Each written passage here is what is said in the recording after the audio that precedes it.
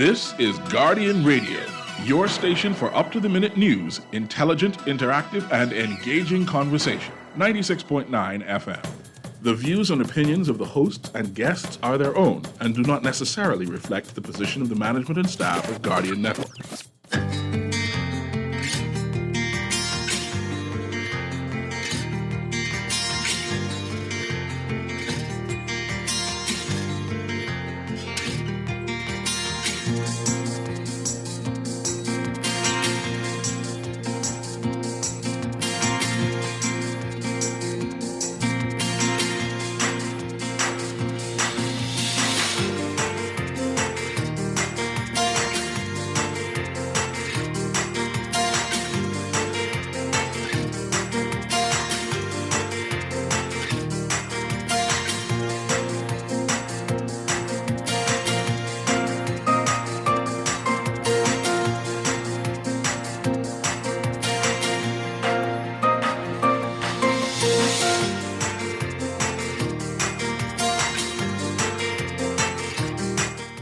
Good morning. 5 hours in custody. The DNA leader and others held by police. The group claims arrest politically motivated. Mixed views from some members on the vaccine from the Consultant Physician Staff Association as people over 60 now eligible for the vaccine. We continue with our Fringe Party Week, wrapping up with the BCP, the Bahamas Constitution Party. And tomorrow is World Tuberculosis Day. We'll be talking about TB in the Bahamas this morning. It's all straight ahead. I'm Dwight Strachan, and this is Morning Blend. Wake up, it's a new day. Wake up, it's a new day. It's the start of the new way. You know that it's here. It's the start of the end of the old way. Revolution. Wake up, it's a new day. Wake up, it's a new day.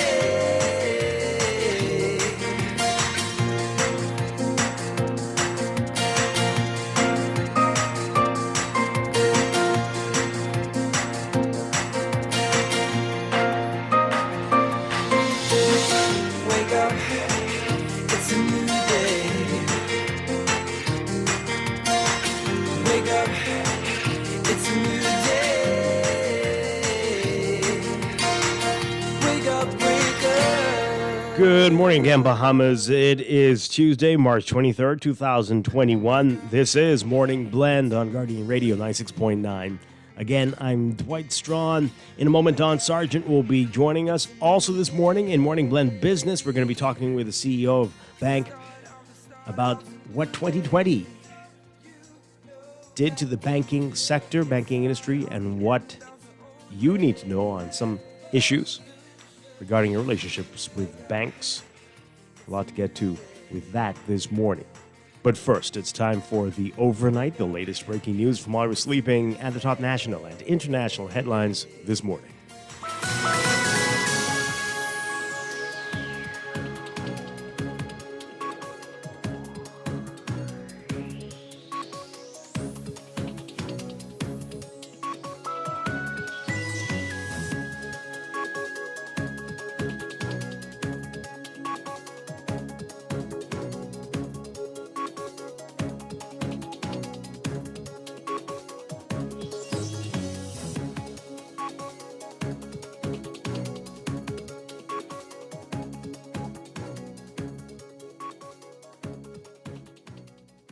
In the overnight, 9 members of the Democratic National Alliance, the DNA, including Renthi Komalafe and Chairman Omar Smith, arrested for attempting to breach Parliament and for unlawful assembly in relation to a protest they staged outside Parliament in early March.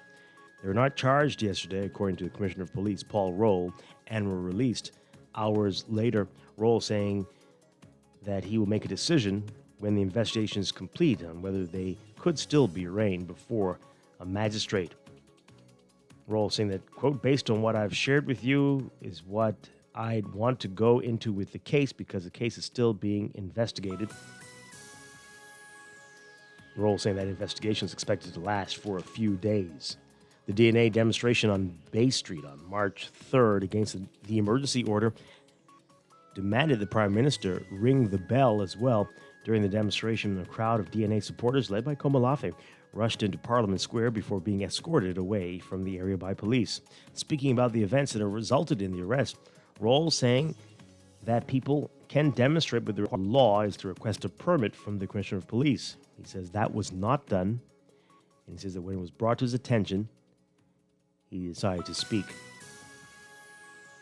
He ordered that an officer speak to those involved in the protest, and he said that he would deal with them later. Roll saying that he later learned that the officer in charge of the Central Police Station invited the individuals to the station to be interviewed about the alleged breaches. Although the size of the crowd varied at times, at least 24 DNA supporters were initially present outside the police station to protest the arrest yesterday. At least a dozen supporters from other political groupings showed up at the station to support the DNA as well.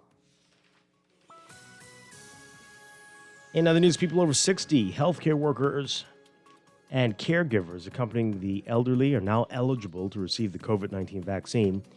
The Office of the Prime Minister making that announcement last night. People from this group can make an appointment to receive the vaccine. Healthcare workers must provide a valid institution ID, and caregivers must present a valid NIB smart card at the vaccination center. The Office of the Prime Minister also noting that vaccinations taking place at Princess Margaret Hospital, Sandlands Rehabilitation Center, and Doctors Hospital are for healthcare staff only. Meanwhile, with underwhelming numbers of frontline workers having taken the COVID-19 vaccine, Consultant Physician Staff Association Vice President Dr. John Dwight saying that the rollout could have been more robust had the government collaborated more with other stakeholders. Dwight noting that the CPSA members have expressed varying degrees of enthusiasm for the vaccine. A Bahamian man and a woman have been accused of forcing two teenagers into prostitution. 40-year-old Jamaliah Roberts of Allen Drive and 28-year-old Shamika Roll of Windsor Lane are accused of conspiring to engage in trafficking in persons and transporting persons for the purpose of prostitution. Allegedly took place between February 1st and March 4th of this year. Roberts and Roll denying the charges of their arraignment before Chief Magistrate Joanne Ferguson Pratt. They returned to court on March 25th for a bail hearing and have been remanded to prison until then. Nathan Smith representing Roberts and Wendon Frazier representing Roll. And PLP leader Philip Davis claiming that the Prime Minister is attempting to ambush the opposition with a snap election. But Davis says the party is ready. Both the PLP and the FNM have ramped up campaigning in recent weeks. Minnis has attended at least 3 community walkabouts with his party's ratified candidates. However, when asked about a possible snap election, Prime Minister Minnis has said that the election isn't scheduled until May 22nd, May 2022 rather. It is widely acknowledged, however, that a Prime Minister would not likely give his party opponents any notice of an early election. Overseas, AstraZeneca's release encouraging data about its coronavirus vaccine from its U.S. trial raised hopes that the drug company could bury doubts about the shot and put a troubled rollout behind it. But hours later, U.S. officials issuing a statement, an unusual statement, expressing concerns that the company had included outdated information from its study and that it may have provided an incomplete view of the efficacy data. A company spokesperson saying today that it was, quote, looking into it. Even before this latest stumble, AstraZeneca has made missteps in reporting data and faced a blood clot scare.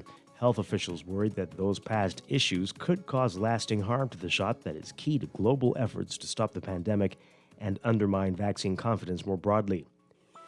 Britain was the first to authorize the vaccine in December, based on partial results from the UK, Brazil, and South Africa. Those results suggested the shot was about 70% effective, but were clouded by a manufacturing mistake the researchers didn't immediately acknowledge. Insufficient data about how well the vaccine protected older people also led countries, including Germany and France, to initially restrict its use to younger populations before reversing course. In the U.S., officials suspended AstraZeneca's study in 30,000 Americans for an unusual 6 weeks last fall as frustrated regulators sought details about neurological problems reported in Britain. Ultimately, there was no evidence the vaccine was to blame. But on Monday, the company announced that the shot was about 79% effective in stopping symptomatic COVID-19. In the early hours today, the Data and Safety Monitoring Board, experts in the U.S. National Institutes of Health, said they were concerned by the information released. Even if the company does clear up the misunderstanding today, it could have a lasting impact.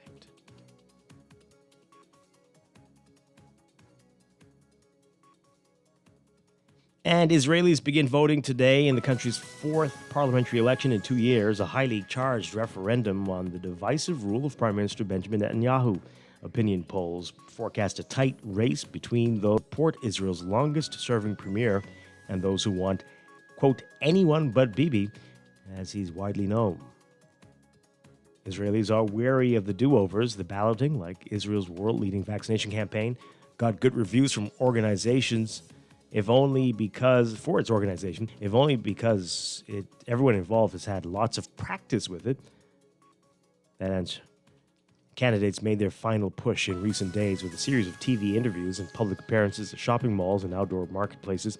The campaigns increasingly reached into people's personal space with a constant barrage of get out and vote texts made to cell phones, which were apparently buzzing at all hours.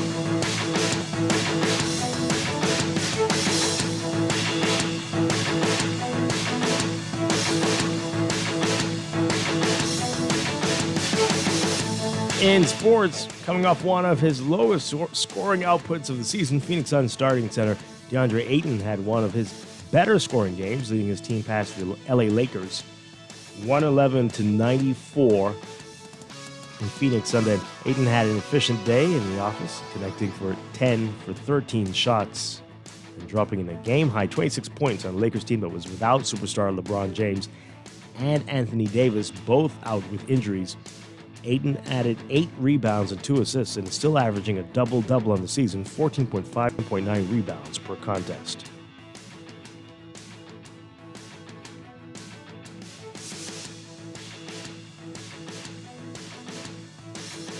And more from the NBA. Houston Rockets going on to snap their 20-game losing streak Monday night as John Wall had his first triple-double in 5 years. With a 117-99 victory over the Toronto Raptors, Houston's skid was tied for the 9th worst in NBA history and the longest since Philadelphia's record-setting 28-game losing streak across the 2014 and 15 and 2015-16 seasons. Wall had 19 points, 10 assists, and 11 rebounds, his first triple-double since March 17, 2016. That helped the Rockets get their first win since February 4th.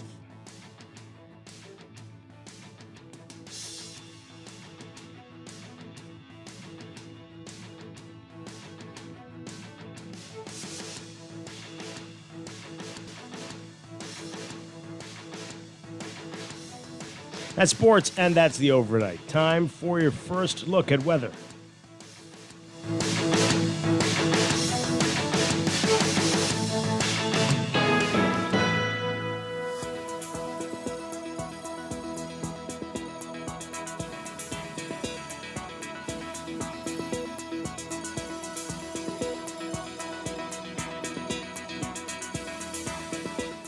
In your weather for today, we've got a surface trough that's dissipating across the central Bahamas while high pressure builds over the islands.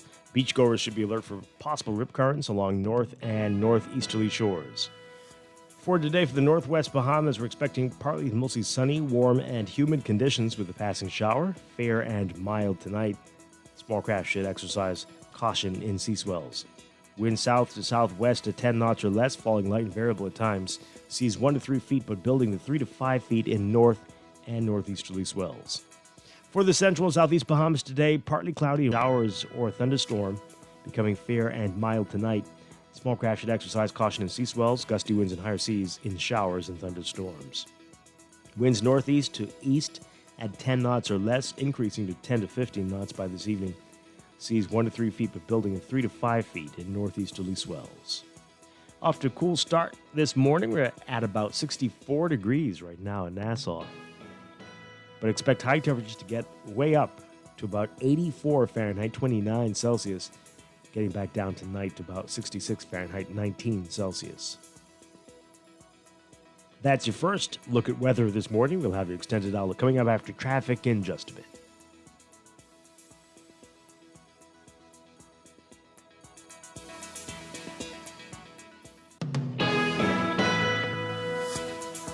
It's time for a break, but when we come back, we're discussing the day's top stories right here on Morning Blend on Guardian Radio 96.9, your home for fresh news and smart talk all day.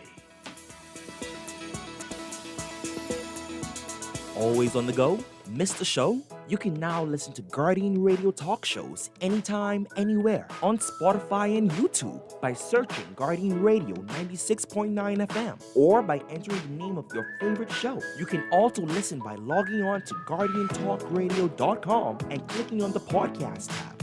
Guardian Radio, continuing to provide you with fresh news and smart talk anywhere, anytime, all day. Technology serves to make our lives better, so why not your business too? At Custom Computers, we've been maintaining our knowledge and relationships with top tech companies since 1987 and carry only the most trusted brands like Apple, Microsoft, HP, and more. No company has helped more businesses build reliable IT systems than Custom Computers. You name it, we've done it. Call 396-1101 to talk to any of our business experts. Find trust in your tech. Count on Custom Computers. This is Guardian Radio 96.9 FM. Fresh news, smart talk, all day. Wake up, it's a new day. Wake up, it's a new day. It's the start of a new way. You know that it's here. It's the start of the end of the old way. Revolution. Wake up, it's a new day.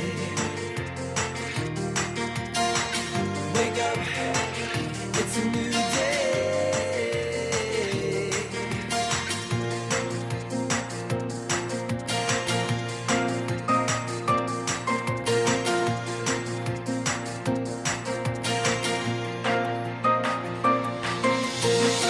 Wake up, it's a new day. Wake up, it's a new day.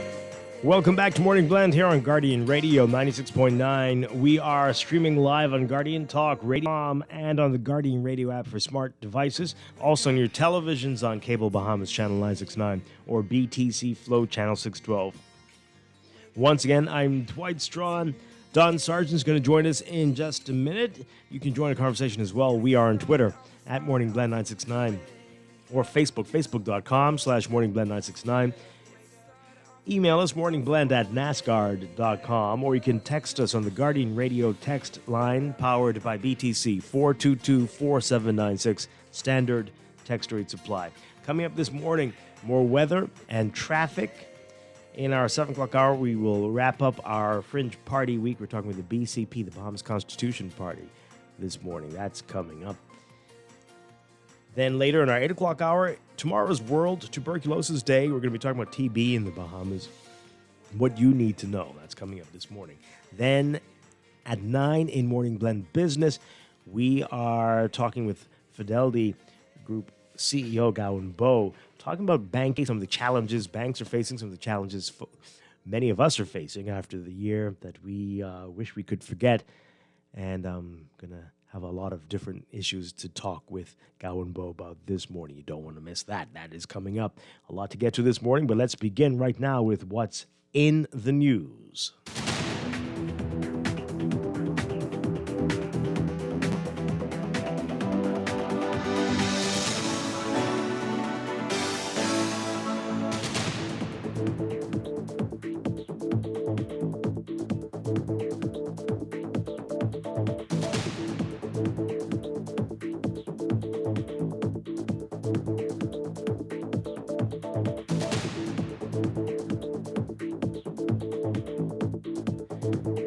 And in the news, this was breaking while we were on the air yesterday morning, and it became very clear this was actually not just a rumor, it was real. And the leader of the DNA, Orinthia Komolafe, and many DNA members taken into custody yesterday, questioned for 5 hours about a protest they took part in 3 weeks ago, protesting the emergency orders. What's going on here? Take a listen to this report from our Giorgio Bain.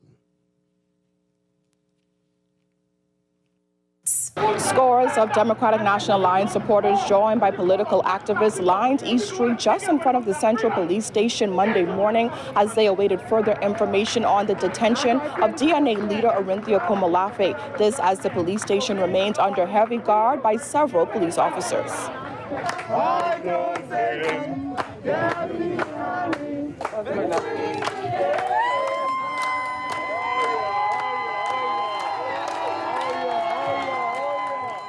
DNA leader Orinthia Komolafe exited Central Police Station to a crowd of cheering supporters and family members, including her husband and mother, 5 hours after she and several other DNA members were at police for questioning. The morning started with this live video on the DNA's Facebook page. We have been summoned for questioning regarding political action. Scores of DNA supporters started to gather outside of the police station, shouting, "Let them go." This is crazy. Let Bahamians go. We do not live in a military state. 2 hours later, police press liaison Audley Peters sought to answer questions on why the group was being held. On Wednesday, the 3rd of March, 2021, a matter was brought to the attention of the police that warranted an investigation. And as a result of that investigation, Ms. Komolafe was invited to the Central Police Station. She acquiesced to the invitation and brought along with her a number of persons in her organization. She's now assisting the police with the investigations into this matter. An emotional Emmanuel Komolafe, the husband of the DNA leader, attempted to get answers from police, stating that his daughters were shaken up by the arrest of their mother. We said she's just coming in to answer questions. Imagine my shock when she comes out a couple of minutes later and the officer says she has been arrested. Do your kids She's know under that, arrest. Do your kids know that she's under But I'll arrest? say this because listen. My daughter was crying this morning. PLP MP Glenys Hannah Martin, Centerville MP Reese Chipman, and former opposition leader Loretta Butler Turner condemned the decision to hold the DNA leader and members of her party for questioning in connection with the March 3rd demonstration in Rawson Square. The fact that she's a woman cannot be overlooked. It's something that me as a woman identifies with very instantly. But I think there's an issue here, and it's the issue in which political power is being exercised in a way that's very questionable, and that I am wondering if they're trying to crush the spirit of the Bahamian people. It has to be victimization of the highest order. We are Bahamians, we are equal, but they have selected the only, well, not the only, one of the female-led political organizations, and to take the leader. This is a disrespect to women, Bahamian women everywhere today. You have a freedom of assembly in this country. As long as you are not causing a disturbance in this country, according to our Constitution, it is here.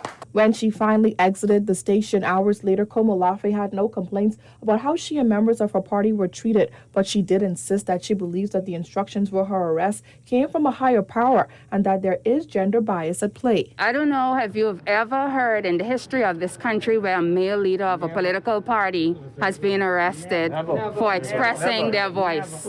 This is a first. We have had 4 prime ministers. They have all been male.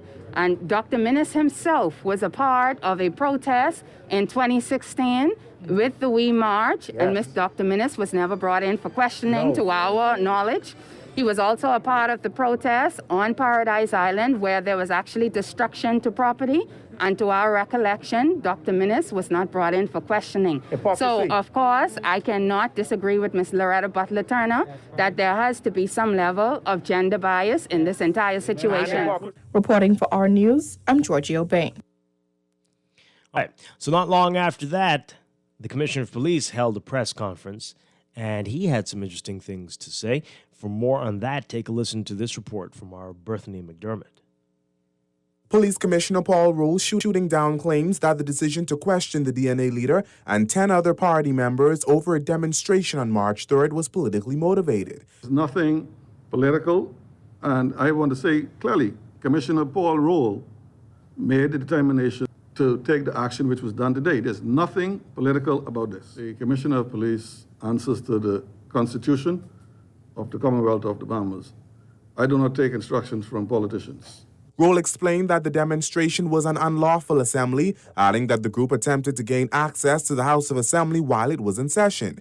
ASP Audley Peters told reporters Monday morning that the group taken into custody consisted of 11 persons, but the police chief said his list only consisted of 9. The group was initially brought in for questioning, then placed under arrest, which the police commissioner said isn't unusual. Well, the police commissioner also sought to explain why it took officers 3 weeks to bring these persons in for questioning. I have a year.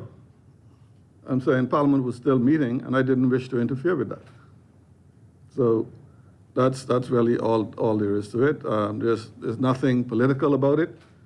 I don't know, and I don't see colors. So whether it's red, yellow, or green, Roll added it's not impossible for persons to be taken into custody weeks after an offense is committed. He said these matters are considered misdemeanors and could result in a fine or time in prison. He also responded to critics who say it was an effort to silence organizations like the DNA. Not at all, because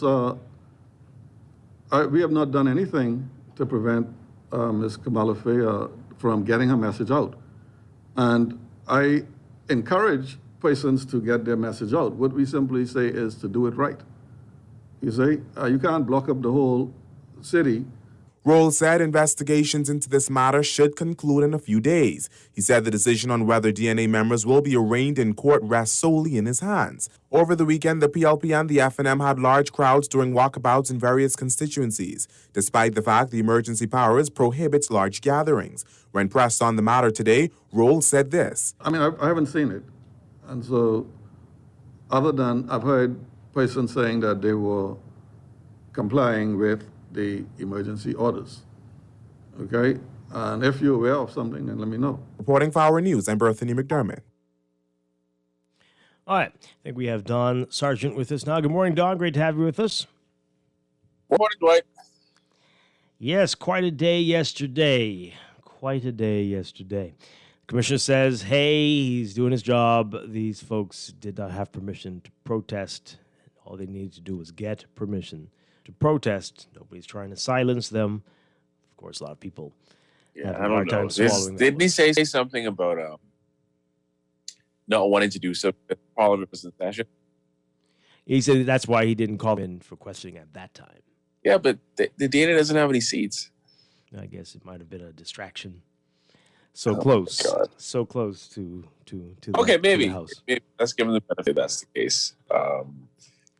Hey, I mean, you know, there are rules. There are rules. They did make that rule. That is in the law there. You have to do that. You have to get the permission. Yeah, I know people keep talking about the Constitution, but yeah, you still need, there are rules that supplement the Constitution, and this was made one of those. And so yeah, he might have a point there. The issue, though, is probably, for a lot of people, the optics, right? And what's going on. We've had lots of campaigning, a lot of people doing all manner of things together in large crowds, and those people seem to get a pass. Other people doing other things get arrested and fined in large amounts. Then we have protesters last week, the prison officers protesting, and a few days later where they were protesting, we see what many described as a tank, a very fortified vehicle in that same area in the street. People are like, what is going on here? All this happened that yesterday, in the same day as this. Really, what is happening in this country? There are different rules for different people, and there are lots of strange things going on. Tanks and armored vehicles in the street just parked there. Somebody sent us a text at 10 o'clock. Obviously, they didn't want us to read that on the air, but they said that tank was there. We got some calls about that in the morning. The tank was there for an exercise. An exercise that happens. Yeah, sure. Okay, whatever. Well, then you, texter, get your friends at the Defense Force or Police Force or whomever was doing this exercise to issue a statement to tell the people why there was what everyone saw as a tank in the middle of a street. Right? So let's be concerned about how things look. Right? You might be well within your rights, but these things cause concern. And this didn't look good yesterday. Didn't look good at all. In fact, it was terrible. In addition to some other things that were said. Created new vote. You're breaking up a bit there. You missed that? Say it again? Sport. It boosted their profile. So I don't know if that's the intention of it. He says so. He says the commissioner says that was not the intention. It surely is one of the knock-on effects. And if they get charged with anything, if they get fined with anything, it's going to martyr them. So, politically, it's beneficial to them. Maybe not financially, because you got to pay lawyers and fines and stuff if that happens. But, yeah, the optics is just terrible. And this is the thing that I kept harping on about before in the past is just tell the public what's going on, because I think yesterday someone from the media reached out to the was a deputy liaison from the Royal Bahamas Police Force about is Orinthia Komalafe going to be charged anything? And I think the response was that I'm not at liberty to say anything about that. And it's like that does not at all remotely inspire any sort of confidence or comfort from the public. That creates more speculation. Even though he gave an explanation, it just came late. Yeah, well, it might happen. It might indeed happen once their investigation is complete. We'll see how long their investigation lasts. We know they don't. They seem to take rather long with their investigations. Well, they're pretty good. They investigate themselves all the time, right? Mm-hmm. They're very effective. Yeah. I don't know, man. I just think the PR perspective of this is just it's a dumpster fire. And it's further eroded public trust. And all to fix it isn't brain surgery. Just talk to the public. That's it. That's all you got to do. Mm-hmm. Yep. Boy, I tell you, for a protest, people are questioned over much more serious things in a shorter period of time sometimes. But interesting stuff. Let's hear what you have to say, folks. I know you all have a lot to say about this. Let's hear. 323-6232. 325-4316, 325-4259. Send us your tweets at morningblend969 or facebook.com/morningblend969. Text us 422-4796. Okay, let's go to the phone lines. Let's hear what you have to say. Good morning, caller. You're on Morning Blend. Mr. Strachan, how are you doing, sir? Good morning. Dwight, how are you doing? Sergeant, how are you doing, Sergeant? Don, how are you doing? All is well, man. Mr. Strachan, two quick points, right? Mr. Strachan, I mean, it's amazing how the Sandra Dean Paulson, the Women's Right, the Matt Albury, the Keisha Parker, I mean, they ain't still a word. I mean, I don't know why you're concerned about that. What does that have to do with anything? Really? Come on now. Really? Really? What do you think about it? What do you think about it? You don't know what's going on in their lives. Why are you watching people watch? No. What do you think about what happened yesterday? Strong, give me a minute, please, if you don't mind. First of all, they comment on everything else concerning females in this country, okay? So, Komalafe, even though I support the PLP, Ms. Komalafe is a female, and she has the right to protest, okay? Now, we all know. And it's very interesting to make this a woman's issue, right? She just happens to be a woman. She's the leader of the DNA. Really? Mr. Strachan. Okay, you know something else. Mr. Strachan, you have private individuals who had certain situations with their female friends. She made it public, right? But anyhow, I digress, and so I know the bigger picture is, right? That's a distraction. You had Marvin Dames ordered a war tank on civilians, prison officers. You need to talk about that. You can't have no Minister of National Security bringing a war tank in the public eyesight, have fit defense force, the camouflage, trying to drag prison officers. That's a bigger picture right now. Ms. Komalafe, that's a distraction, right? Hello, Mr. Strachan. Mm-hmm, yeah. The next thing you know, if you all say the wrong thing, a tank parked in front of the Guardian, first of all, do this man, this man need to be That would be fun. That would be. Anyway, go on. No, I'm referring to Mr. Strachan. The bigger picture is you can't have no war tank being bought in the public eyesight for prison officers protesting for their money, for their rights. That's the bigger picture right now. The whole Obama need to unite and run Marvin James to Tom Blakey, run this man of this country. And you would be ashamed for that. Okay. Only when you put in war tank out, not security office.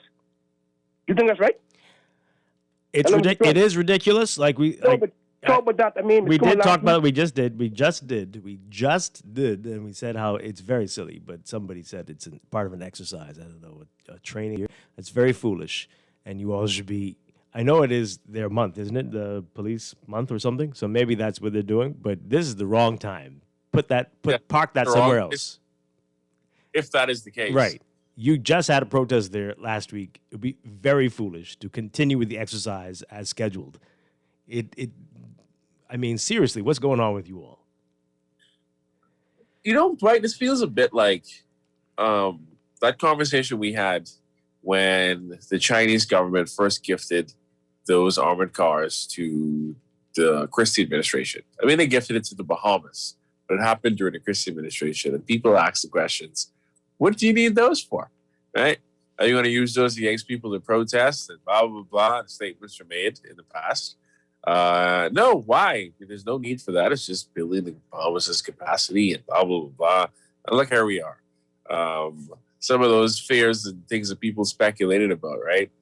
Still are things we can speculate about now. This is why I talk about this thing about PR. But, you know, it's just, I don't know if the caller heard us earlier, but yeah, it's beyond ridiculous and it's worrisome. Mm-hmm. And this isn't, it's like a softball lob, Dwight. In order to hit it with the bat, you just got to swing. All you got to do is talk to the people and make sense. Absolutely. Don't lie. Don't make up stories. Just communicate. Yeah. That's it. I'm still in shock after what we talked about yesterday on the show since Dave brought up Marvin Dames. Marvin Dames' response to questions about why the folks who were granted clemency aren't out yet, because now they're investigating to see how long they had left on their sentences and to talk to the victims of their crimes. Now, after they already granted clemency. And is this in reference? Because Nick was a guy that got partly pardoned. He was appealing his case for a burglary and sexual assault. And I don't know. He's one of the. I don't know what's going on. Maybe it was already in the cards. Obviously, it was for this to happen, and the public backlash at some of these cases was what's causing them to, try to do a PR cleanup of things, to try to say we're going to talk and look into this, but what's that going to change? How can you grant people clemency without doing all those things before? Like, wouldn't you? No due diligence was done, probably. Right. You just pick eeny, meeny, miny, mo, or you just like anyway. I still can't get it, and still don't. I'm still. Wow. Anyway, let's take this call. Good morning, caller. You're on the air. Again. Okay, caller. Good morning. You are on the air. Carly Day, along with you and Don Dwight. Hi. Good morning. Dwight, what I'm trying to understand, right? I wish you could help me here before I make my comment. When the commissioner made that said that line, he didn't see. What he didn't see? He says he doesn't see colors. I can't hear you. He says he doesn't see colors. Oh, he doesn't see color. Mm-hmm. Now, other thing is, right, when he was questioned about the timing, right? Yes. The thing is, if he was out there and he saw the people, if he was out there and he saw the people, right, he has the whole police force under him. He could always summon the lady if he were out there and he saw it. Well, that's what they did. Say it again? I don't know if he was out there physically, but that's what he did. He did that, but it was 3 weeks after. That's my point. It should. This is my point now. It shouldn't be all 3 weeks after. Look here. I've made a lot of complaint about situation in Spence Street, right? Assault and everything like that. And they not really dealing with it. You see, when he can talk about he ain't see or he not seeing certain situation, it leaves room for unjustness. You see what I'm saying? And we need justice. it leaves room for injustice. You see what I'm saying? You are there to deal with a situation, and we paying you your money, our money. So we want justice. The Lord loves justice, and that's what we're not getting. Right. Thank you. Okay. All right. Thank you very much. Let's take another call, and then we'll get to your text messages. Good morning, caller. You're on the air. Good morning, Dwight. Good morning, Dawn. Hi. Dawn, can you hear me? Yes, yes. Okay, yes, good morning. we Yeah, can. Dwight, before I begin, I want you to contact my good Bohemian chairman of BTC. Your radio station is not coming clear on Flow TV. Well, So maybe you should contact your provider. No, let me. Because we're good. We're good. Okay. So okay, that's if you a want that's to. yeah. But I agree with Dave. I was wondering the same thing. Good mind think alike. What happened to the African woman out there? Remember now, this month is Women's Month, and we all should support the side and support women. A woman was arrested, and let me not say hats off to my commissioner, but at the same time, we need to have more training, give these boys more training when it comes to dealing with women. I think a lady police officer back then when I grew up, right, they used to deal with women. So I feel that the arrest of the DNA leader was unjustifiable, and I hope it won't happen again. I hope be more understanding and training in that area. Because and again, in closing, and try, maybe you could answer the question or send your reporter, where were the F&L Women Association? Right? I'm listening. I'm asking you. Can you answer that? I certainly wouldn't be able to answer that. But But can you send a I reporter do. out there and go to the Well, chairman I of the mean- Women Association and ask them on behalf of the Bunkanita? Have a good day. Okay, it's very interesting how, especially men, again, all caught up on this. I've been hearing this since yesterday, where all the women. So what should what? Okay. When it's politically expedient, Yeah, that's when that's things how come that's up. how it works. So okay, Yeah. so only It is what it is. Should only black people should go and black people get arrested too? Is that how it works? Where are all the black people? Where are all the men when men get arrested? I don't understand this. See, what do you say? Are you concerned? Do you want to go up there? Do you want to show your support? Okay. Good morning, caller. You're on the air. Good morning. Hi. And good morning to Mr. Saturday. Morning. Yes, sir. Dwight, what I see in Dwight, right, is that this lady, first of all, Ms. Komalafi, have Mr. Menace can't sleep. Mr. Menace said that he dreamed one day that he can see a woman's prime minister, right? And once that happens, he's going to jump up and jump. Well, Mr. Minister, in the constituencies right now, what's happening on the ground? Well, this is the reason why I think Ms. Komalafi was arrested in the manner she was. Ms. The DNA right now is changing. When I say changing, they are causing the PLP and the F&M to have no say in a lot of constituencies because the people are swiftly turning them away. If you see what happened to the PLP and on this weekend past, right, and all the hosts they went to with DNA hosts in a particular constituency, I wouldn't go allow one, right? But what's going on right now? Ms. Komalav has all of these guys right now nervous. They scared because they can't get nothing said. They cannot campaign to no house which isn't a PLP house, especially in the Carmichael constituency after she just was ratified, right? So we have to watch this, and we have to watch this very carefully. And then I think I heard the commissioner said that when the ladies them asked him about the PLP and the FNM campaign and the crowds, and he said he didn't see that, and he hoped somebody could show him that or something of that sort, right? So all of that is right there is a conflict, right? All of that is a conflict. And let me end on this point. Until we are able to elect some of these puppets that the puppet master controls, this country will always be in the same state because, commissioner of police shouldn't be appointed because this is why when the PLP in power, they control the police force. When the FLM in power, they control the police force for their own benefits, right? And I think moving forward, we're going to have to look at that more closely. You guys have a nice day. Okay. Let's get to some of your text messages. This text here, you all might not agree with the commissioner, but the law is the law, and furthermore, no politician is above the law. Okay. That's facts. Sorry? Okay. What? You saying what? They are above?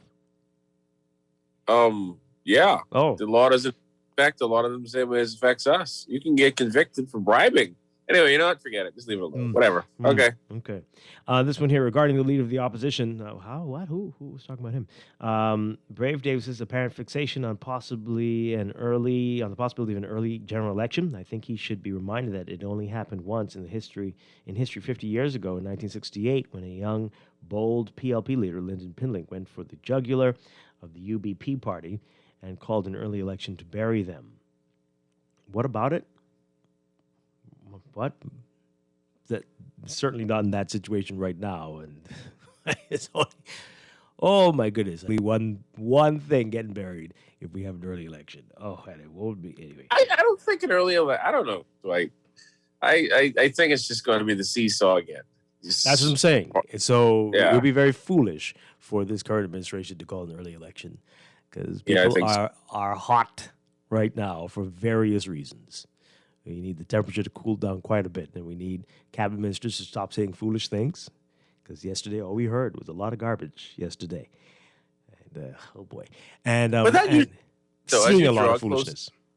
Election cabinet ministers just like continuously put their feet in their mouth, and like it happened in the Christie administration, it happened in the Ingham administration. I think the tradition is going to carry on. And after this election cycle is over, we're going to look back at it and say, wow, that was remarkably similar to everything else that came before. Maybe I'm wrong, but I highly doubt that I will be. Yep.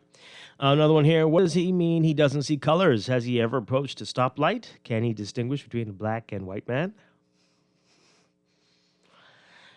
That's the thing. A lot of people colorblind. I don't know how they make it. Apparently, I'd be scared if the commissioner comes. At the traffic light, it's green because usually the green light's on the bottom. That's what my colorblind friends tell me. If you go to the intersection of what is that, Nassau Street and Bay Street? Oh dear, the lights don't work. Big problems there. How do the colorblind make it there? Oh wow. Oh my. Okay, another one here. The commissioner says he is not interfering with a person's right to protest, but he declines permits every day. This man is a real joke. That's a text there, folks. The same police officer that led the investigation against the former politicians at the behest of the powers that be doesn't take instructions? Oh, that's a serious text. Okay. This one says, wow, Dave, on point this morning with the tanks. That was awful. And that we are all saying that. Absolutely.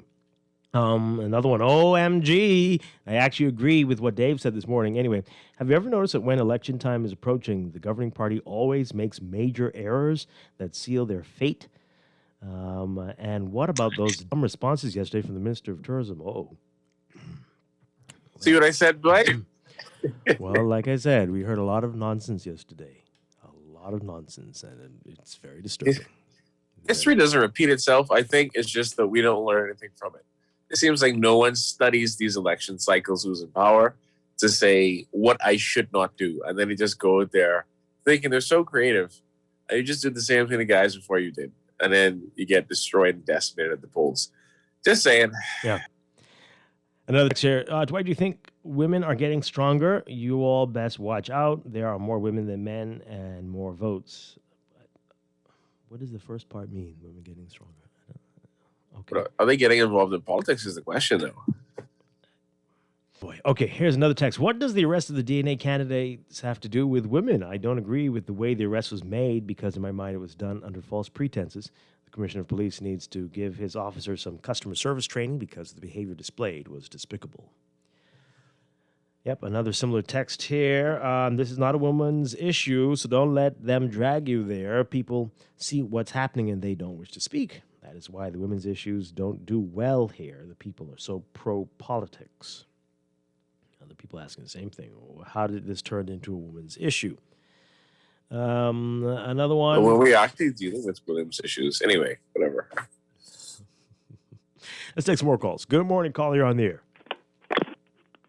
Hello. Hi, good morning. Good morning. How y'all doing? Doing well. Well, I know from a woman's perspective, I know I'm going to get hit left, right, and center. But I personally do not know why a woman card is being used in this incident.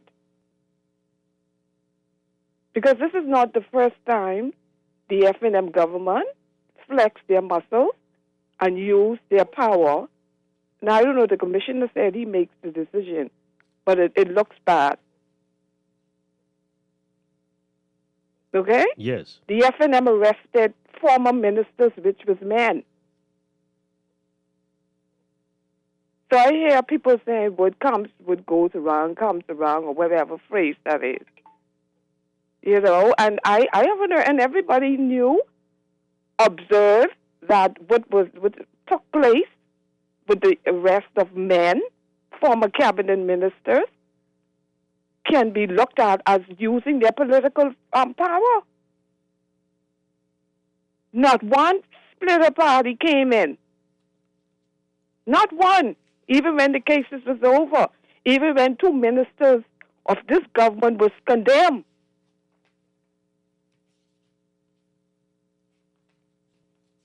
In fact, some of the DNAs were agreed with the government and calling the Progressive Liberal Party corrupt. And I'm not saying get in, or get out. So I'm just making this, to me, it is not no woman's issue. Mm-hmm. Because she is a woman, she was arrested and there's a woman. And come on, you enter politics. So God forbid if she win the government, you must treat her different from Sir Lyndon Pinland, Perry Christie, Hubert Ingram, even Dr. Menace? Because from a woman perspective, if you want to get in this political arena, if I want to get into it, don't treat me different. Mm-hmm. If I want to be, say, equality for men and women, don't treat me different because you think for softness. All right, so now, what do you think about the arrest in general? Well, I would wait and see because I always say, because if you have to,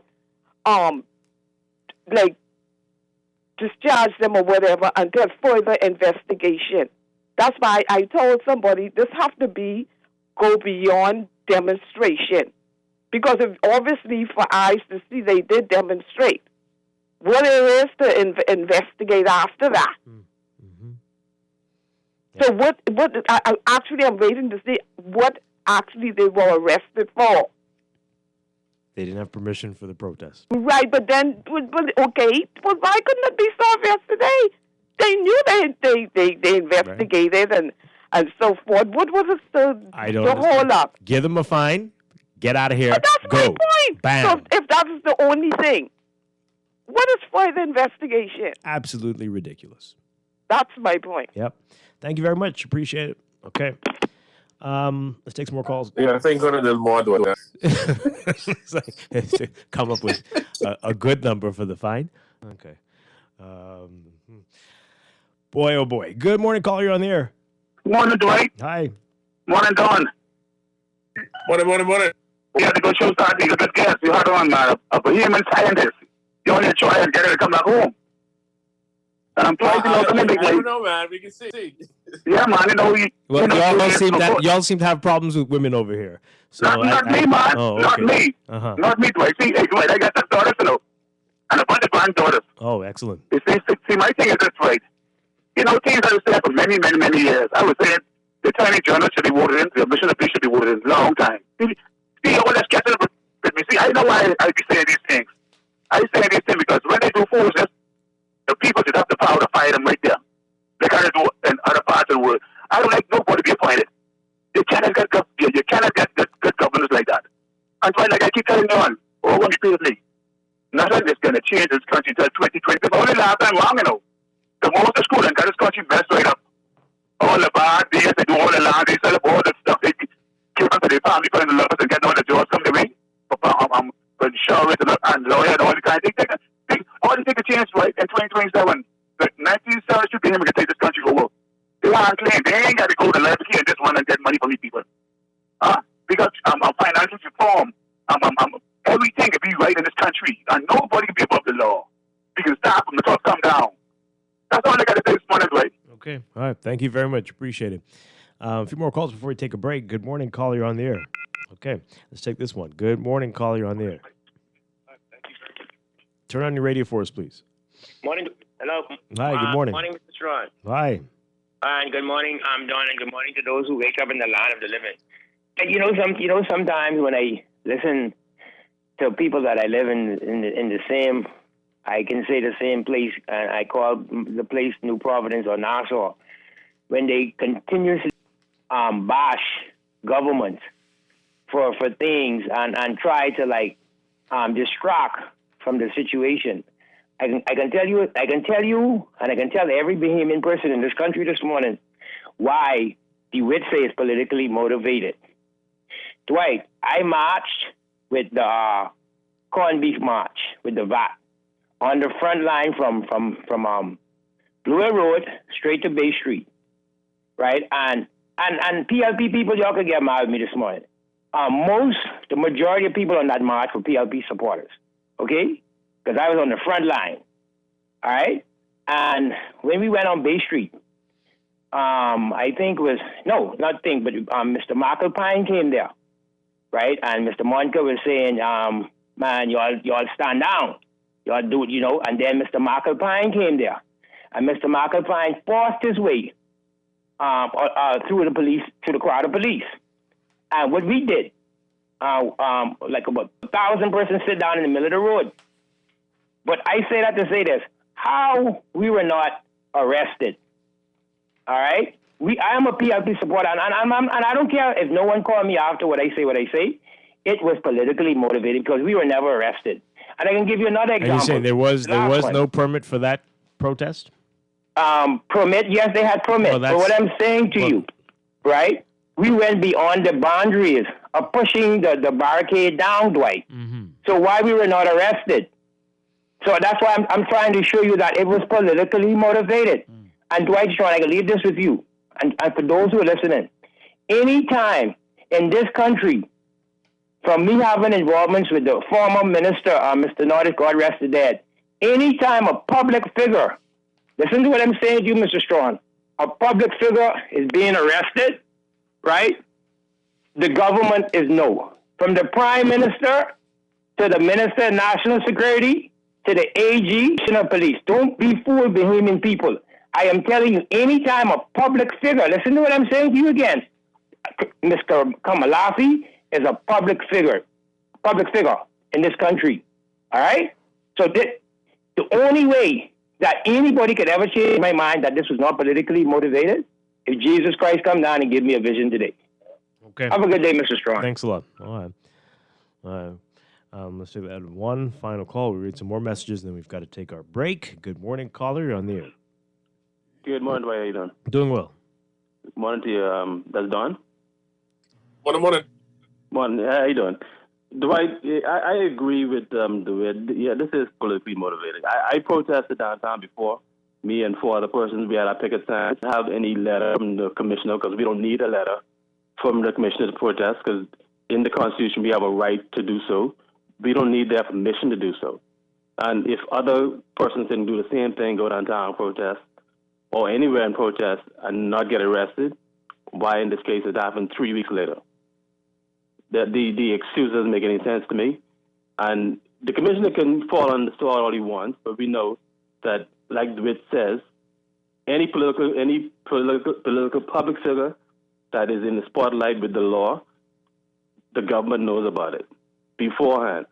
And that's probably the reason why it took 3 weeks to decide, well, should we do this? Should we do this? Mm. The last thing I want to make on this, right? One of your callers talked about this shouldn't be a lady issue. Well, the biggest problem with female getting into politics is not because males are holding them down. It's because of other females. And if they can't see that this is an issue where a female leader is being attacked unfairly for political reasons when their male counterpart would not have been, then something is clearly wrong with the females in this country who don't support each other. Alec Billison. Okay, I hear you. I mean, that's a hard. Can you just because it hasn't necessarily happened before doesn't mean that it wouldn't have happened if this had been a man leading the DNA. I don't know if they're gaining the traction. If somebody is really concerned about them, why would they let it slide if it is a man? So, I mean, it might be. I don't know. It might be. Well, not even that. It's like this. In this case, it isn't hurting the DNA politically. If anything, it's raising their profile. Mm-hmm. So, if the effect is, it's having the opposite impact. Yeah, it's yeah. So, like I said, I'm just throwing things out there, speculating. Well, that's understandable because these folks just don't get anything. Right? They always do the things they're not supposed to do. They always send out the wrong message. They always send it out too late or send out a message that is half-baked. And so they just don't seem to ever understand anything. Tanks on the street after protests? Yeah, why not? Okay. Oh, boy. Let's read these messages quickly. Somebody says here, the commissioner says he's not interfering with people's rights to protest, but he declines. Yes, we read that already. Okay. This one here, F&M campaigns like Donald Trump, who feeds off party hate to try swing the election, the coming change. What's going on? What? Okay. Without question, the government will deny any involvement. However, it is virtually impossible to believe that the police, on their own, sat there and said, we've got to arrest these people for illegal gatherings. 3 weeks after the fact. This one says, the FNM sealed their fate yesterday. I want to hear ding dong, Mr. PM. 5 more years will further embolden our smart prime minister. Oh, okay, interesting. This one says here, all I can say is if she could be arrested for a protest she did last month, then the prime minister needs to be arrested for the protests he participated in. The bridge and Paradise Island.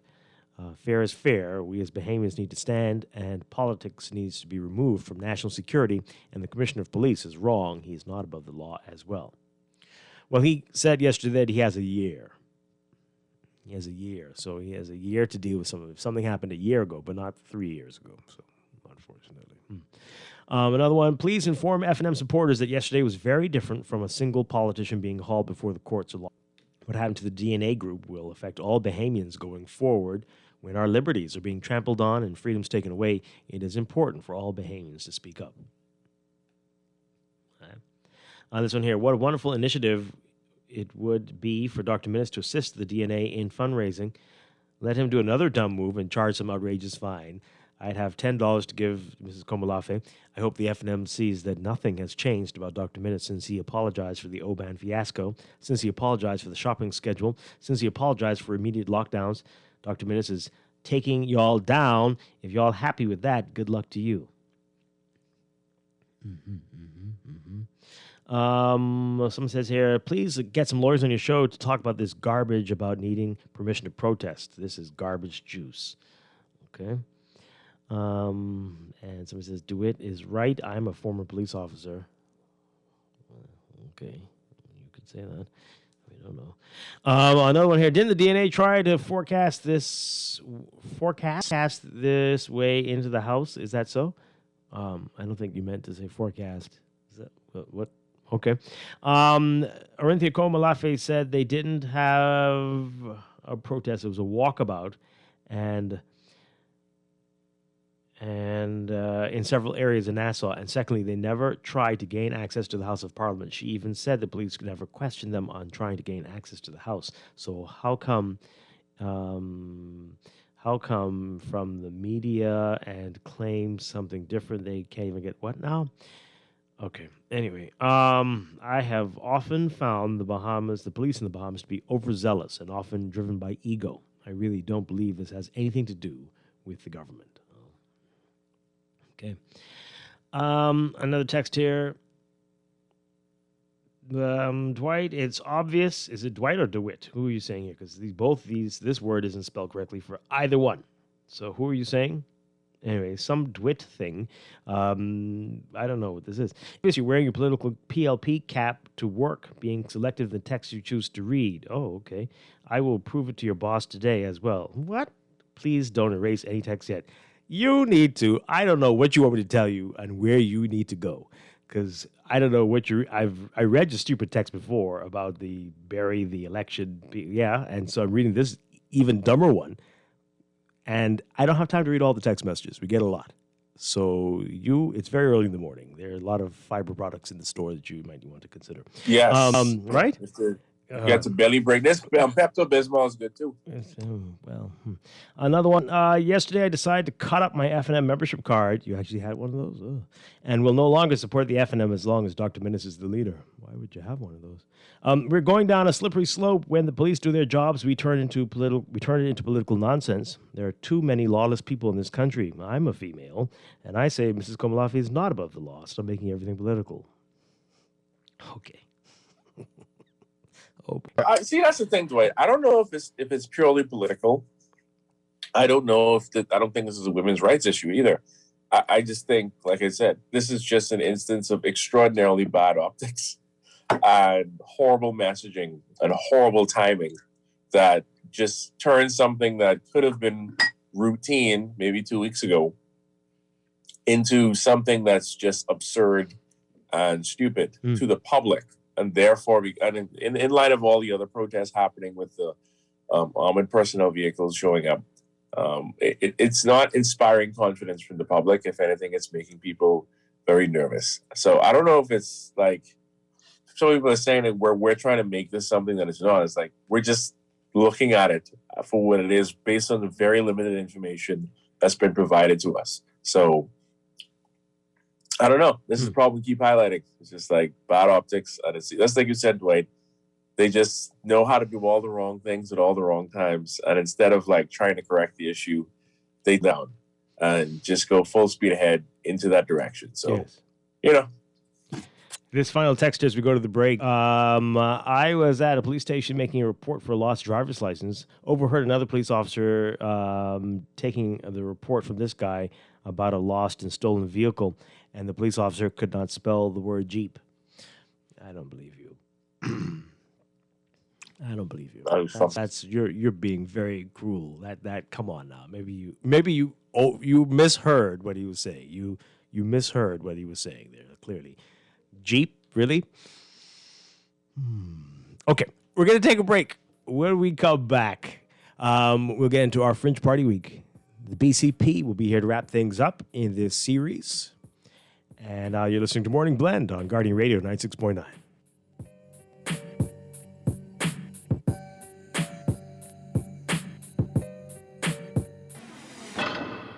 I'm steady trying to find the motive. Why do what I do? No closer. No matter how far I go, my car is stolen. No registration. Cops patrolling. Now they done stop me and I get locked up. They won't let me out. They won't let me out. I'm locked up. They won't let me out. No. They won't let me out. This is Guardian Radio 96.9 FM, Nassau, Bahamas. This is AP News. I'm Rita Foley. A suspect in custody, but we don't know why a gunman opened fire at a crowded supermarket in Boulder, Colorado, killing 10 people. The victims were found outside and inside the King Soopers grocery store. Boulder Police Chief Maris Harold fought back tears as she announced one of their own was among the 10 victims. I'm so sorry about the loss of Officer Talley. Describing him as heroic as he responded to the call of a man with a rifle. Shoppers say they hire and saw victims on the ground. District Attorney Michael Doherty. These were people who going about their day, doing their food shopping, and their lives were cut abruptly and tragically short. A man was seen being taken away in handcuffs with blood running down his leg. I'm Jackie Quinn. AstraZeneca says it's looking into this Health officials say results from a U.S. trial of AstraZeneca's COVID-19 vaccine may have included outdated information, and that could mean the company provided an incomplete view of the vaccine's effectiveness. The AP's Julie Walker. This came after the drug maker reported Monday its vaccine was about 79% effective in stopping symptomatic COVID-19. The company plans to file an application with the FDA in the coming weeks. But coupled with previous missteps and a recent blood clot scare, experts say the reputational damage sustained by AstraZeneca could cause lasting harm to a shot key to global efforts to stop the pandemic. I'm Julie Walker. A party-ending curfew is in effect in Miami Beach after fights, gun destruction, and dangerous stampedes broke out among huge crowds of spring breakers. Miami Beach Mayor Dan Gelber is waving off some criticism that the crowd was targeted because it was mostly black. This is AP News. President Biden will showcase health insurance cost cuts in a speech this afternoon in Ohio. Back in Washington, he's working on a $3 trillion infrastructure package that would aim to improve roads and hospitals. And there's money for green energy systems. The AP's Mike Gracia. President Joe Biden has opened discussions with lawmakers on a massive infrastructure and domestic needs legislative package that Republicans are already beginning to sound off on. Late Monday, Biden met privately with Senate Democrats to start mapping out a $3 trillion package. And as Senate business opened Monday, Minority Leader Mitch McConnell warned, "It may actually be a Trojan horse for massive tax hikes and other job-killing left-wing policies." No part of the package has been finalized. Although Biden's goal is to have a bipartisan package, Democrats indicated they're ready to push it through without Republican support. Mike Gracia, Washington. And I'm Rita Foley, AP News.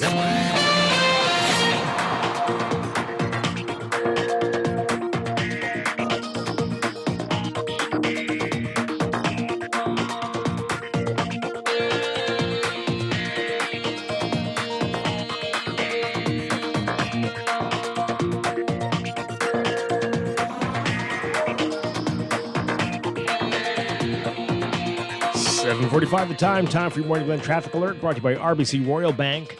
Prince Charles Drive, just a reminder about the work going on there. The resurfacing work just west of Fox Hill Road. So single lane traffic in both directions this morning as they continue to work there. So that,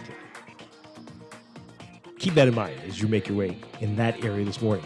Meanwhile, in terms of real-time traffic at that intersection just to the east of that work, Fox Hill Road and Prince Charles Drive, you're going to be seeing building traffic westbound on Fox Hill and westbound on Prince Charles Drive.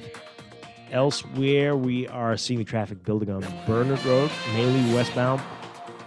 And then we've got some major hotspots. We've got Smile Butler Highway from Fire Trail northbound all the way up to Tonic Williams Darling Highway. You're going to see that traffic backed up on Fire Trail as well, eastbound. And building traffic on Gladstone Road northbound to JFK Drive. Carmichael Road seeing traffic building eastbound towards Blue Hill Road. And Blue Hill Road and the usual hotspot there just north of Soldier Road heading towards Independence Drive. You're going to be seeing heavier traffic there in the northbound lanes. Pockets along East Street South as well. Both directions, but mainly northbound at this hour. Those are your hotspots for now. We'll have another real-time report for you coming up in just a bit. RBC Royal Bank bringing you the Morning Led Traffic Alert this morning.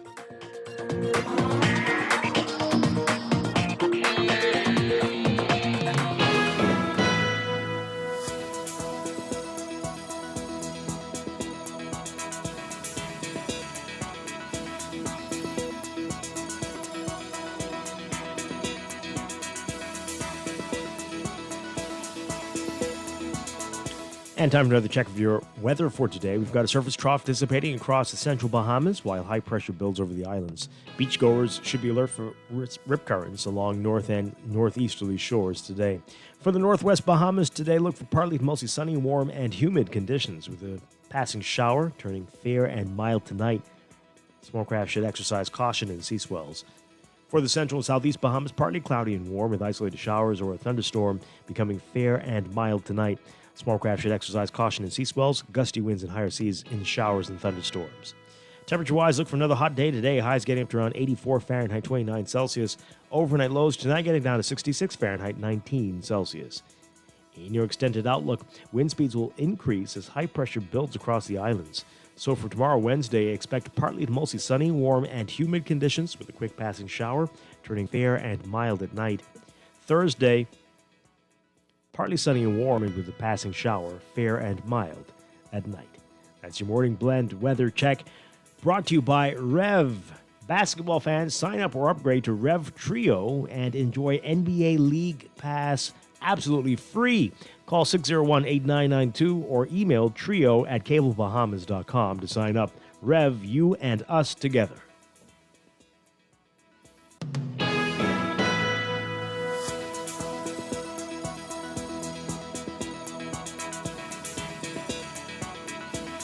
Your home is where your heart is, but it's more than just shelter. Your home is your workplace. Your home is school for your kids. Your home is even your happy place where you play. Get the best internet connection wherever you are with blazing fast speeds up to 300 megabits per second for as low as $99.99 and installation within 40 hours. Sign up for any of our fiber packages today and get a chance to win a free tablet in your second month. Call or WhatsApp 577-SHOP or 424-SHOP and sign up today. Conditions apply. Tired of banks forcing you to use technology to bank the way they want you to? Your convenience is important. So no matter what your banking needs, Commonwealth Bank's friendly staff are always available in branch for that personal one-on-one service. But when you choose technology, our online and mobile banking app offers you state-of-the-art functionality. The choice is yours. Commonwealth Bank. Bank the way you want. Screws and Fasteners World, Balfour Avenue and Palm Beach Street, has those hard-to-find fasteners for you right now. You can find stainless steel regular hex, carriage bolts, galvanized bolts, threaded rods, nails, self-tap screws, sex bolts, anchor bolts, turnbuckles, masonry tools, hand tools, and weed whacker strings. Check out the rope selection and car body fasteners, too. Special orders are welcome. It's your #1 fastener store. Screws and Fasteners World, Balfour Avenue and Palm Beach Streets. Call 326-1976. So, Gianna, how often have you been...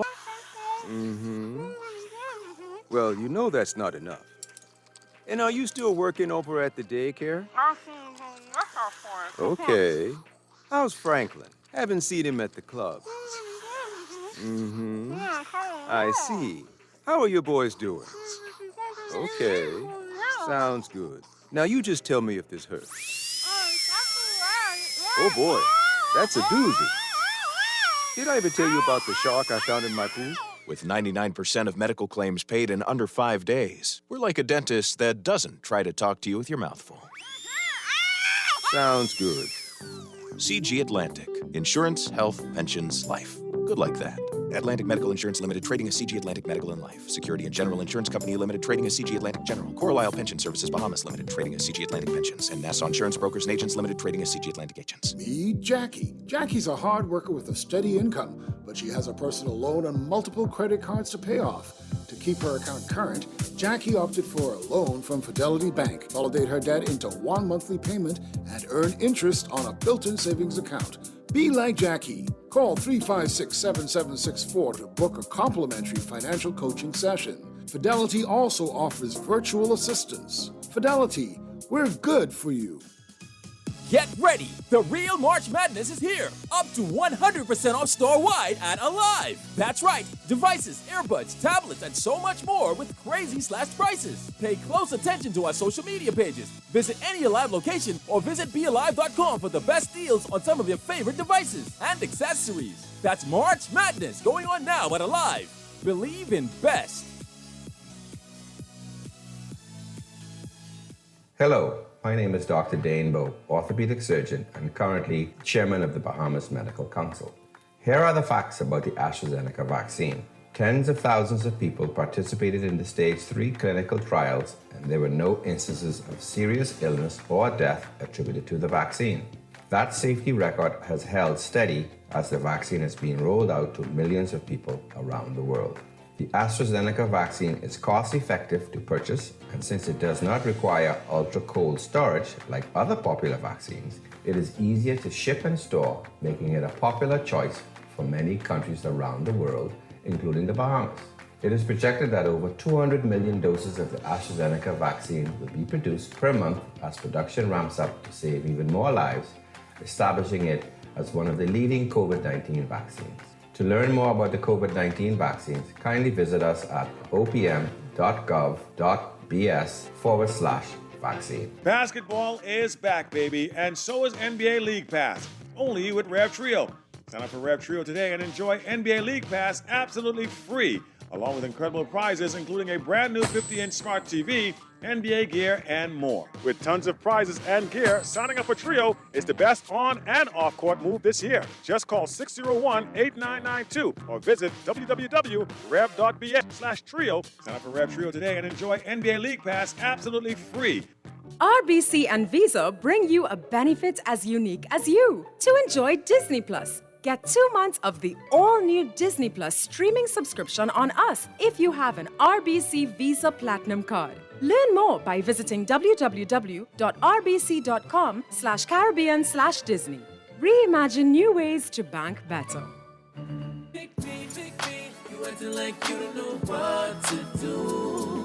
Pick me, shawty, you know who you should choose. Pick me, I'll show you what love is like. Let me be the one who will treat you right. Reason one, shawty, I'll give you. Welcome back to Morning Blend here on Guardian Radio 96.9. Dwight Strachan along with Don Sargent, and we wrap up Fringe Party Week today with the BCP, the Bahamas Constitution Party. We're very pleased to have with us Servant Leader S. Ali McIntosh, along with Deputy Leader Cornelius McKinney and National Chairman Dwayne Heiler. Folks, welcome to the show. Great to have you with us. It's good to be here this morning. Dwight, good morning. All right. So we are here to talk about the BCP, but I do want to hear from you on what happened yesterday, as you are a female leader of a political party, with the arrest of another female leader of a political party, although we are having a debate this morning on whether this is a woman's issue or a political issue. But we'd love to get your take on what happened yesterday and how you see that, what your opinion is on this. Good morning again. I am hearing an echo, but there's a little mixed feelings in regards to what happened yesterday. It is unfortunate, Dwight, that the government of the Bahamas actually would follow this matter through after 3. I'm not so sure it's a woman's issue as it is a political issue. I want to join one of your guests who called earlier this morning in that regard. Politics at this point is very volatile. The fact that other parties are gaining traction, the DNA is on the road and they are doing their walkabouts. And so this was an opportunity for the government to go after them. In this kind of environment at this point, we could expect that those things will happen. Phones are being tapped every possible way for the government to get traction or at least know what the French parties are doing or the other parties are doing is where they're going at this time. And so yesterday was unfortunate that the government would take that approach after 3 weeks to come after the DNA. But as I said in my statement yesterday, in this regard, the Constitution of the Bahamas, Article 24, says to us that we have freedom of peaceful assembly. And if the DNA exhibited that during their demonstration on Bay Street several weeks ago, then there should be no reason for them to be arrested and charged before the courts. Now, did you say that phones are being tapped? Do you believe that your phones are being tapped? I mean, every single one of them. We can't have a private conversation between my family or my leadership. My phones is definitely tapped. Oh, dear. Wow. Okay. For those who might not be familiar, and you've been around for a while, but for those who might not be familiar, tell us about the BCP, how long you've been around now, and what are the objectives of the party, and how are those different from some of the other parties? The Bahamas Constitution Party was founded in 1998. So for the last 23 years, we've been involved in political advocacy in the Commonwealth of the Bahamas. Our primary and purposeful mandate is really for righteous governance. And when we say that, we mean equity, justice, fair play for all in the Commonwealth of the Bahamas based on the constitutional rights and fundamental rights of the people of the Bahamas. We believe that government should be for the people, by the people, speaks to constitutional democracy. We want to ensure that everyone's goals are achievable. We don't think that the government over successive administrations has sought to empower the Bahamian people and cause their dreams to come true. We need a Bahamian dream. We believe it's necessary to put the wealth of the nation in the hands of the people. Our message is clear: we must remove policies and practices that not only divide us, but take away our prosperity. It's important that no one is overlooked in this regard, and that we should serve with love, honor, trust, and respect. Those are just some of the Bahamas Constitution Party, not just that we need or we want to serve, but the point of our service must be in the attitude of servant leadership, but with integrity, accountability, transparency across the board. All right, we're going to take a break, and when we come back, we're going to explore what you're saying, and we're going to get more about the BCP after this. This is Morning Blend on Guardian Radio 96.9. Thank you.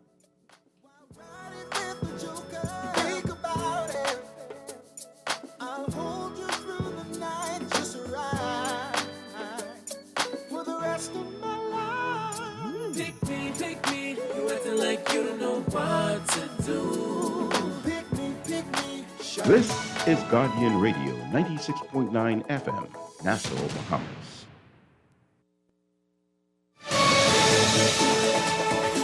It's Tuesday, March 23rd, 2021, and you're listening to the Guardian News Network Morning Report. Hello, everyone. I'm Charlene Ferguson. Thanks for tuning in. Topping the news, outrage over the decision by police to take leaders of the Democratic National Alliance into custody yesterday. Those 11 people were questioned over 5 hours, while their furious supporters and even some political rivals accused police of political pandering, gender bias, and interfering with democracy. Georgia Bain reports. Scores of Democratic National Alliance supporters joined by political activists lined East Street just in front of the Central Police Station Monday morning as they awaited further information on the detention of DNA leader Orinthia Komolafe. This as the police station remains under heavy guard by several police officers.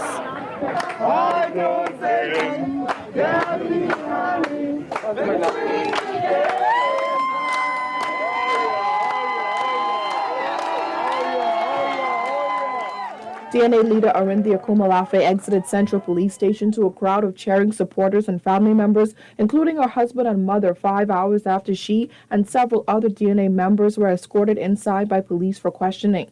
The morning started with this DNA's Facebook page. We have been summoned for questioning regarding political action. Scores of DNA supporters started to gather outside of the police station, shouting, "Let them go." This is crazy. Let Bahamians go. We do not live in a military state. 2 hours later, police press liaison Audley Peters sought to answer questions on why the group was being held. On Wednesday, the 3rd of March 2021, a matter was brought to the attention of the police that warranted an investigation. And as a result of that investigation, Ms. Komolafe was invited to the Central Police Station. She acquiesced to the invitation and brought along with her a number of persons in her organization. She's now assisting the police with the investigations into this matter. An emotional Emmanuel Komolafe, the husband of the DNA leader, attempted to get answers from police, stating that his daughters were shaken up by the arrest of their mother. We said she just asked a question. Imagine my shock when she comes out a couple of minutes later and the officer says she has been arrested. Do your kids she's know under that, arrest. Do your kids know that she's under But I'll arrest? say this because listen. My daughter was crying this morning. PLP MP Glenys Hannah Martin, Centerville MP Reese Chipman, and former opposition leader Loretta Butler Turner condemned the decision to hold the DNA leader and members of her party for questioning in connection with the March 3rd demonstration in Rawson Square. The fact that she's a woman cannot be overlooked. It's something that me as a woman identifies with very instantly. But I think that there is a deeper issue here. And it's the issue in which political power is being exercised in a way that's very questionable, and that I am wondering if they're trying to crush the spirit of the Bahamian people. It has to be victimization of the highest order. We are Bahamians, we are equal, but they have selected one of the female-led political organizations, and to take the leader. This is a disrespect to women, Bahamian women everywhere today. You have a freedom of assembly in this country. As long as you are not causing or disturbance according to our Constitution, it is here. When she finally exited the station hours later, Komolafe had no complaints about how she and members of her party were treated, but she did insist that she believes that the instructions for her arrest came from a higher power and that there is gender bias at play. I don't know if you've ever heard in the history of this country where a male leader of a political party has been arrested for expressing their voice. This is a first in our country. We have had 4 prime ministers. They have all been male. And Dr. Minnis himself was a part of a protest in 2016 with the We March, and Dr. Minnis was never brought in for questioning to our knowledge. He was also a part of the protest on Paradise Island where there was actually destruction to property, and to our recollection, Dr. Minnis questioning. So, of course, I cannot disagree with Ms. Loretta Butler-Turner that there has to be some level of gender bias in this entire situation. Reporting for the Guardian News Network, I'm Georgia Bain. The police commissioner Paul Rowe later called a press conference to deny that those arrests had anything to do with politics. Berthany McDermott has that. Police Commissioner Paul Rowe shooting down claims that the decision to question the DNA leader and 10 other party members over a demonstration on March 3rd was politically motivated. That there's nothing political, and I want to say clearly, Commissioner Paul Rowe made the determination to take the action which was done today. There's nothing political about this. The Commissioner of Police answers to the Constitution of the Commonwealth of the Bahamas. I do not take instructions from politicians. Roll explained that the demonstration was an unlawful assembly, adding that the group attempted to gain access to the House of Assembly while it was in session. ASP Audley Peters told reporters Monday morning that the group consisted of 11 persons, but the police chief said his list only consisted of 9. The group was initially brought in for questioning, then placed under arrest, which the police commissioner said isn't unusual. The police commissioner also sought to explain why it took officers 3 weeks to bring these persons in for questioning. I have a year. I'm saying Parliament was still meeting, and I didn't wish to interfere with that. So that's really all there is to it. There's nothing political about it.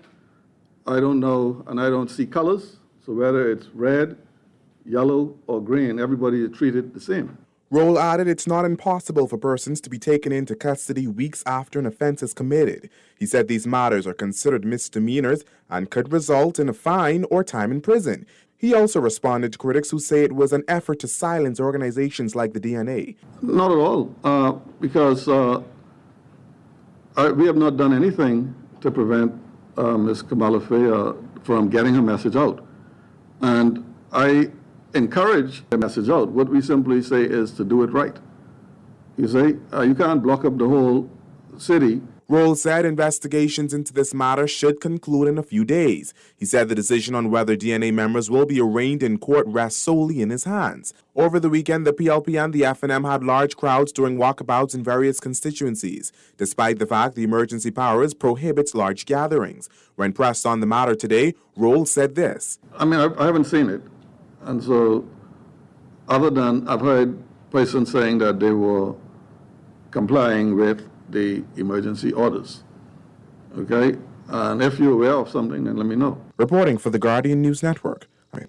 Well, Nassau is about to become the home port of a Royal Caribbean cruise ship set to sail into several family islands. The announcement comes nearly 1 year after the pandemic all but shut down cruising. Kyle Joaquin has more. In just 2 days, visitors can begin booking tickets for a Royal Caribbean cruise aboard Adventure of the Seas departing Nassau in June. It comes as COVID-19 vaccines are rolled out around the world after a year of little to no cruise ship activity. Royal Caribbean President and CEO Michael Bailey says Nassau will serve as the home port for the region, with the 7-day cruise making stops to Grand Bahama, Coco Key in the Berry Islands, and Cozumel, Mexico. However, the cruise line is making it mandatory that all crew and passengers over 18 show proof of being vaccinated for COVID-19, in addition to taking a RT-PCR test. So they're vaccinated and fully vaccinated, and they will also be required to take a PCR test. So our crew will be vaccinated, and our crew on a regular basis for COVID, and they'll all be vaccinated. Royal Caribbean expects its first cruise from its new home port to set sail June 12th.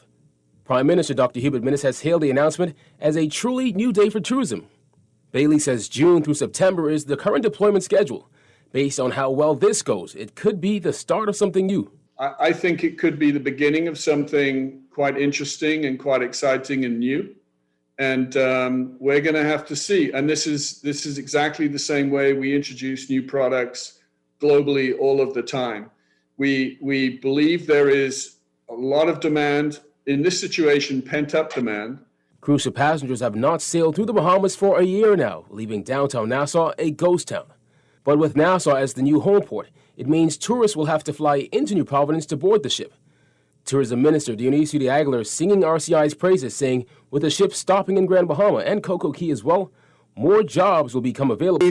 Even more of our citizens across our family islands can get back to work, and our vital tourism sector can continue surging towards recovery. There is no doubt that this partnership will have an enormous impact and help reignite our economy. Reporting for the Guardian News Network, I'm Kyle Joaquin. The family of a 55-year-old construction worker who was gunned down in his home say they're convinced his assailants got the wrong man. Jared Higgs has that.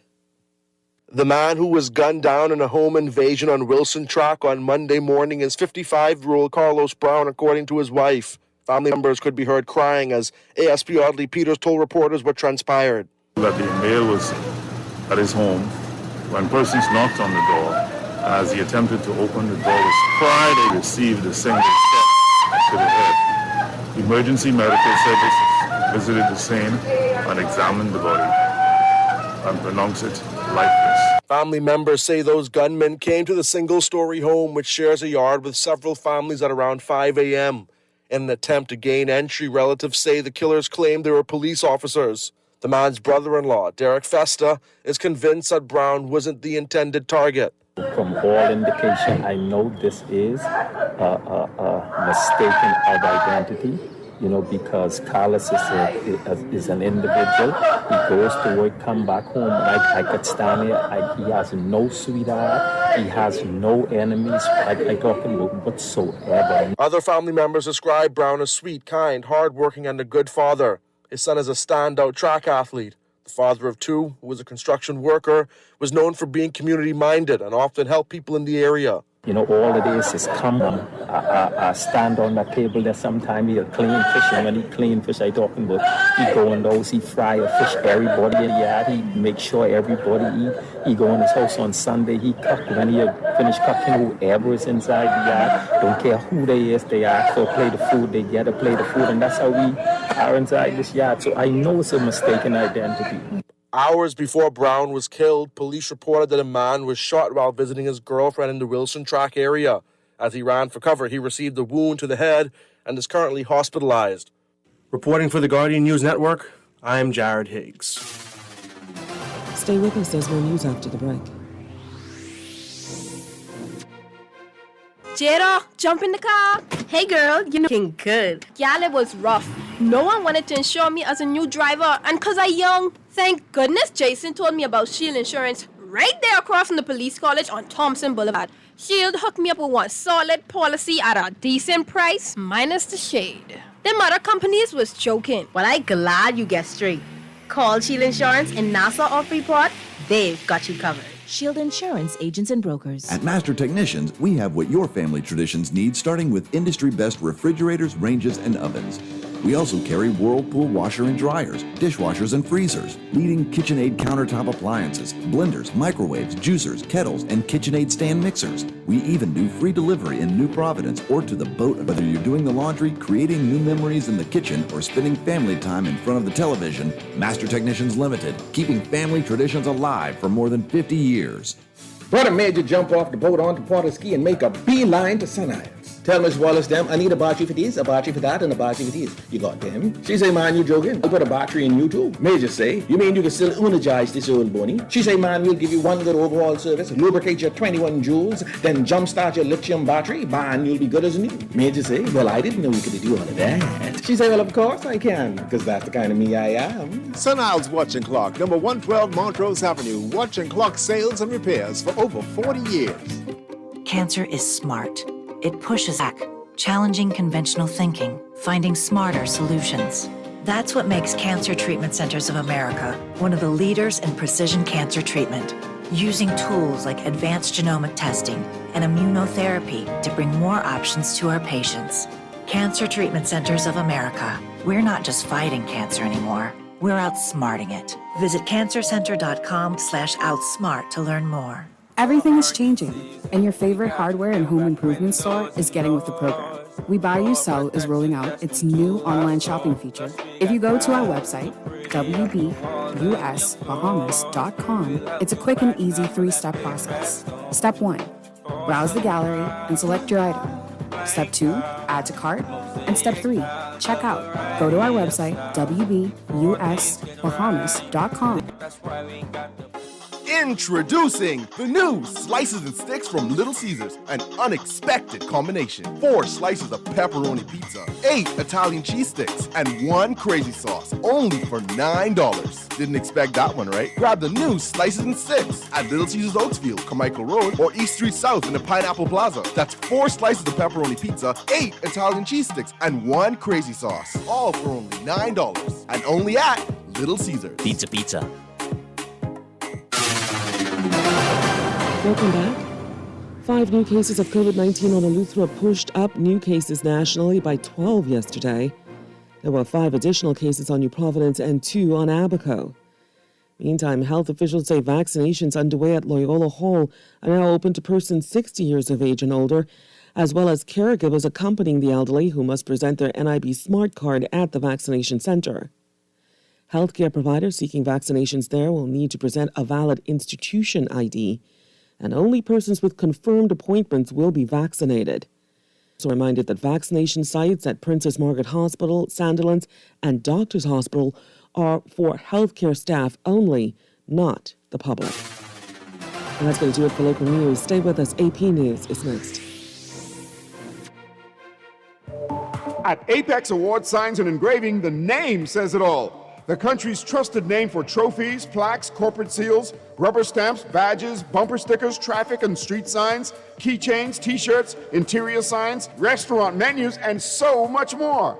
Apex Award Signs and Engraving, number 128 Mount Royal Avenue in Wilton Street. Open 9 to 5, Monday to Friday, and 9 to 1 on Saturdays. Visit the website at apexawardsbahamas.com. Apex Award Signs and Engraving, number 1 in the Bahamas. I say, Lumpkin, what is it with steel doors? Everybody asking if I got steel doors. I say, really got any? All I get is steel doors. I get 32 and 36-inch doors. I get 6-panel and 9-panel. I even get some with sunburst, and I've taken the guesswork out of my customers having to choose right color. All of my steel doors is white. Not only do I have doors, I have the wood and tools for you to hang them. And to sweeten the pot, I sell in all of my Milwaukee tools at 15% off. In answer to your question, I got a ton of doors and a ton of tools, and the tools going for 15% off. Tired of banks forcing you to use technology to bank the way they want you to? Your convenience is important. So no matter what your banking needs, Commonwealth Bank's friendly staff are always available in branch for that personal one-on-one service. But when you choose technology, our online and mobile banking app offers you state-of-the-art functionality. The choice is yours. Commonwealth Bank. Bank the way you want. Business travel just got easier with the Alive Corporate Business Plan. Check your messages, check on the staff, or simply keep your emails in check. When traveling on business, you'll have the confidence in managing your office, staying in touch with your team, vendors, and customers. You can roam like you've never left your office with the all-new suite of Alive Liberty Executive Plans. For more information, contact the experts at KIDS. Call 601-8911 in Nassau or 602-8811 in the Family Islands today. So, Gianna, how often have you been flossing? Well, you know that's not enough. And are you still working over at the daycare? Okay. How's Franklin? Haven't seen him at the club. Mm-hmm. I see. How are your boys doing? Okay.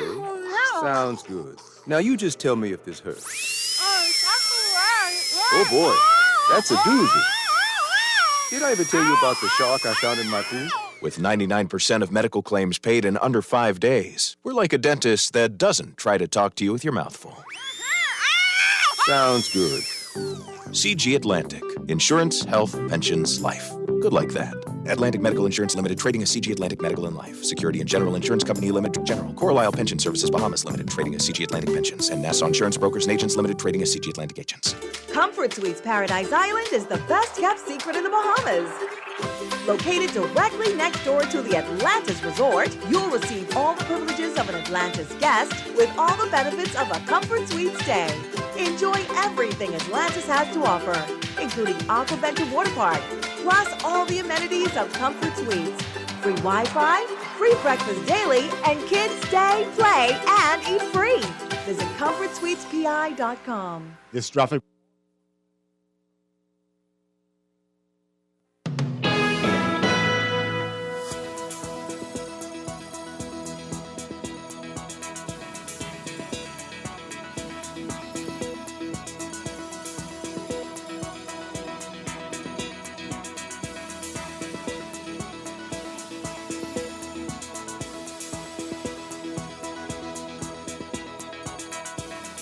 Welcome back to Morning Blend here on Guardian Radio 96.9. We're streaming live on GuardianTalkRadio.com and on the Guardian Radio app for smart devices. Download it free. You can also listen to us on your televisions on Cable Bahamas Channel 969 and BTC Float Channel 612.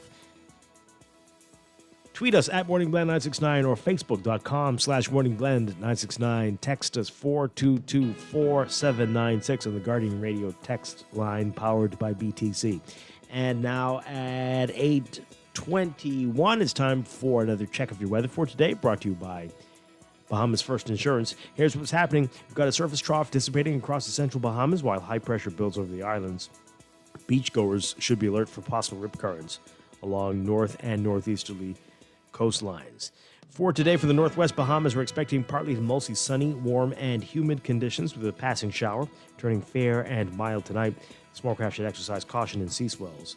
For the central and southeast Bahamas, partly cloudy and warm with isolated showers or a thunderstorm, becoming fair and mild tonight. Small craft should exercise caution in sea swells, gusty winds and higher seas expected in showers and thunderstorms. Look for high temperatures today, getting up to around 84 Fahrenheit, 29 Celsius. Overnight lows tonight getting down about 66 Fahrenheit, 19 Celsius. Right now we are at a comfortable 69 degrees Fahrenheit. But again, things will warm up quite a bit today. In your extended outlook, wind speeds will increase as high pressure builds across the islands. So for tomorrow, Wednesday, your forecast calls for partly to mostly sunny, warm, and humid conditions with a quick passing shower, turning fair and mild at night.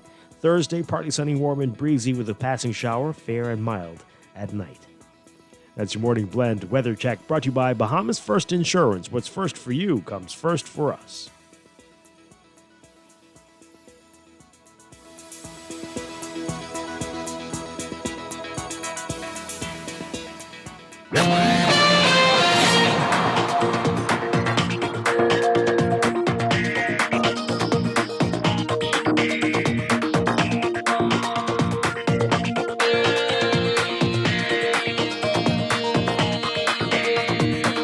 And we've got another check of your traffic for this morning, brought to you by RBC Royal Bank. In your real-time traffic, we're seeing that heavy traffic on Smile Butler Fire Trail northbound towards Tawny Queens Darling Highway. It's going to be backed up along Fire Trail for you as well, eastbound towards that roundabout with Smile Butler Highway. Gladstone Road looking slightly better, but still heavy traffic, especially as you get closer in the northbound lane to John F. Kennedy Drive. Elsewhere, we're seeing building traffic on Carmichael Road westbound, heading towards Coral Harbor Road. And then again, eastbound as you head closer to Blue Hill Road. Blue Hill Road also busy, as usual, from St. Vincent Road all the way northbound to Independence Drive.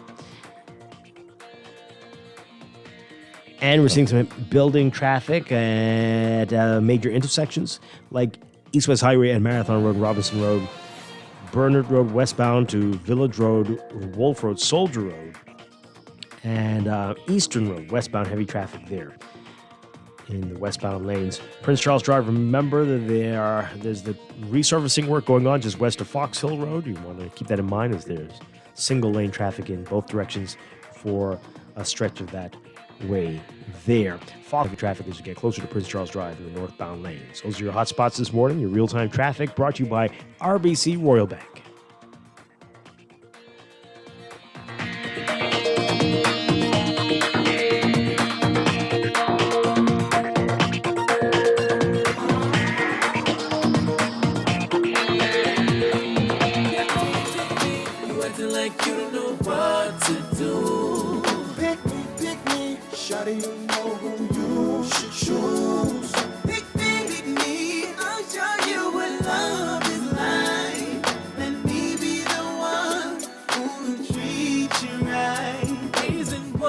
We're back here with Morning Blend on Guardian Radio 96.9. Dwight Strachan along with Don Sargent. We are wrapping up Fringe Party Week. We're talking with the BCP, the Bahamas Constitution Party, this morning. We've got Servant Leader Ali McIntosh, Deputy Leader Cornelius McKinney, and National Chairman Vane Hyler. Before the break, Ali McIntosh, you said some important things. Now, we've been hearing a lot of this talk, though, we've been talking to this week. So is that enough to really differentiate yourself from the other, as we're calling them, fringe parties? And some will say even the two major parties speak like this as well. So what is the big difference between the BCP and the others? Mr. Dwight, again, good morning to our listeners who are just joining us. The Bahamas Constitution Party has a grand vision for food security, for diversification of the economy, and our deputy leader, Mr. Cornelius McKinney, is a minister, prospective minister of economic development and finance. He can give you in 5 minutes just a snippet of what's going to differentiate the Bahamas Constitution Party from them. Could we hear what you have to say just in terms of that? Absolutely. Cornelius McKinney. We'd love to hear it. Good morning. Thanks for having us. Yeah, the BCP, we have articulated, we have what we call the print for the governing of the Commonwealth of the Bahamas. And it is basically our manifesto. We have two main tenets of it, which is economic development and character development. In our plan, we outline how we will create 55,000 jobs, 3,000 new Bahamian-owned businesses.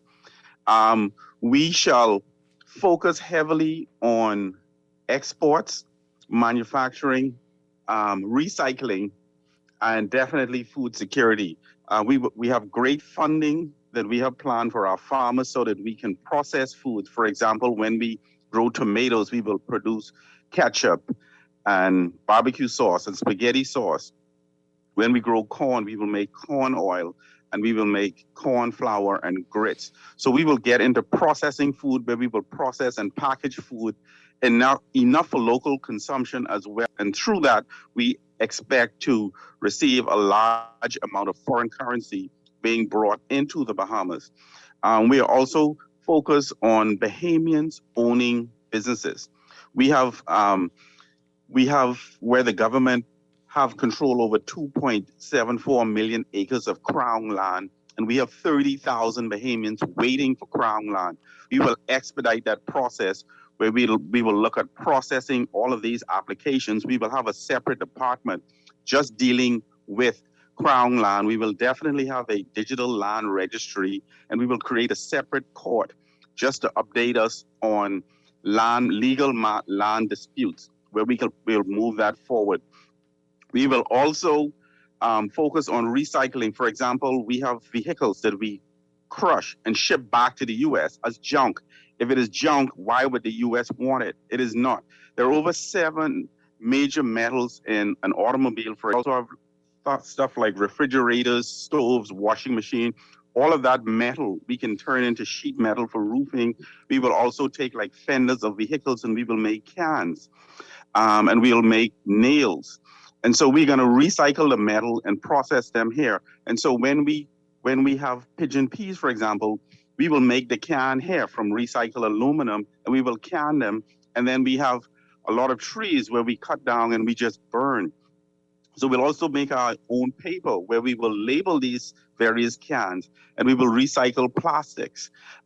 In fact, we will get to the point where we can start paying people for their garbage, because 80% of what we throw away now, we expect that we shall recycle. And in this process, we will be creating Bahamian-owned businesses and Bahamian jobs. And the BCP will provide funding for persons who are interested in getting into these various businesses. And so there is a myriad of activity. We have over 42 areas where we will create new jobs. And we are preparing for the technological advancement of the nation. You know, there has been a lot of talk about making Grand Bahama a tech hub, but there are no tech courses in the high schools. So we cannot prepare our people for the new age, for the age of tech. These courses are not in the classroom. So we will change our educational system where we are training Bahamians for the jobs of the future. And we're not just looking at being consumers, we're looking at being inventors and creators of technology, not waiting for a company to come out with a new phone or a new brand of technology. We're looking to have investing in research and development and creating products in the Bahamas that are shipped globally. So we want to become a first world nation in terms of economic development. And we want to create so many jobs that we would have to bring in additional laborers, because every Bahamian is employed. We have a plan of full employment, and a lot of Bahamians they just have a hard time believing that you can create a Bahamian. But it is very possible. And we will also use our natural resources. We have trillions of dollars in natural resources. There have been so many reports that have been done going back from the 1930s on the natural resources of the Bahamas. Natural gas is one of them that's worth possibly as much as $4 trillion. And so we will use the natural resource mainly as a source of government revenue, to the point that we can ultimately eliminate VAT and customs duty, where Bahamians can live a tax-free life and where the government can generate its own revenue without taxing the Bahamian people, pay off the national debt. And then also we're looking at each Bahamian receiving roughly $950 a month through the Sovereign Wealth Fund, which comes from the sale of natural resources, which calculates to $11,400 a year.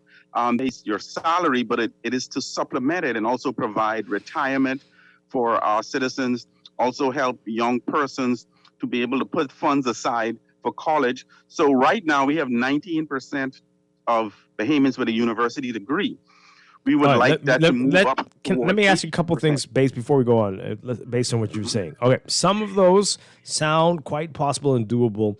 A couple others sound a little far-fetched, but many of them sound like they will take many years to really start for us to see the benefits of it. So how will you balance that out with what can be done immediately within the next the first 5 years, if you are successful at winning an election? The first approach will be providing funding for our farmers.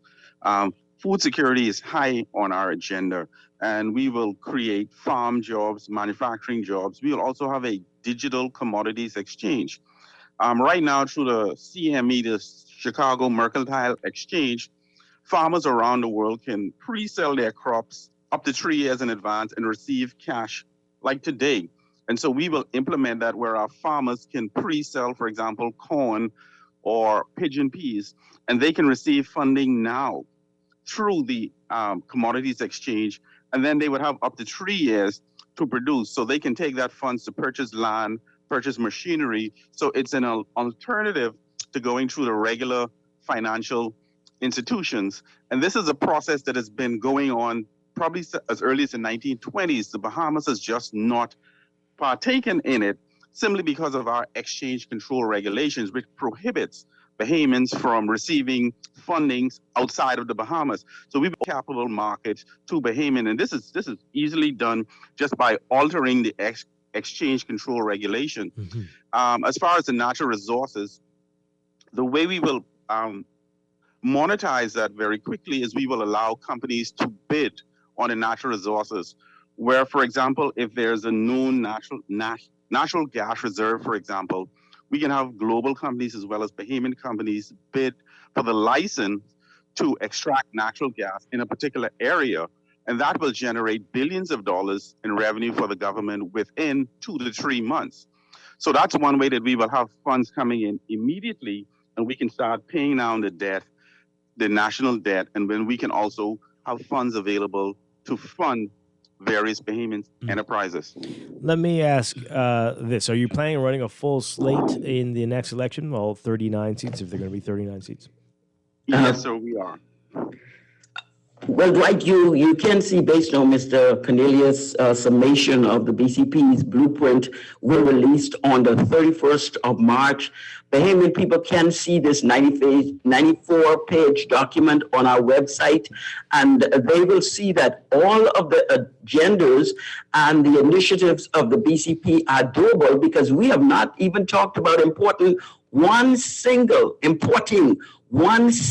item that's necessary for the development of the Bahamas. Everything that we are looking at is already here, already on the ground. It is just the vision that it takes to make it happen.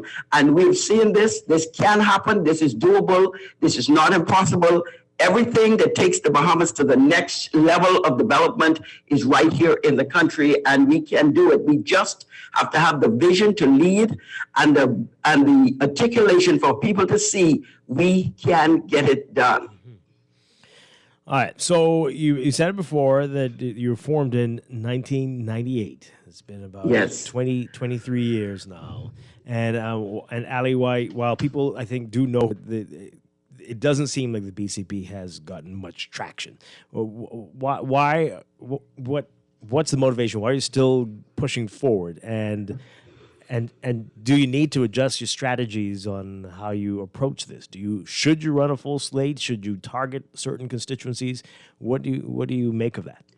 Well, Dwight, it's a very good question. The point that the BCP has a very strong mandate. Mr. Cornelius McKinney has just indicated and articulated a varied myriad of initiatives that will take the country forward. When we have looked at successive governments, at least over the last 25 years, we've gone from one to the other, making promises that has never materialized. So since the onset of the BCP, the Bahamian people have had the opportunity to look at successive governments selling them dreams. Only thing we have now is high debt.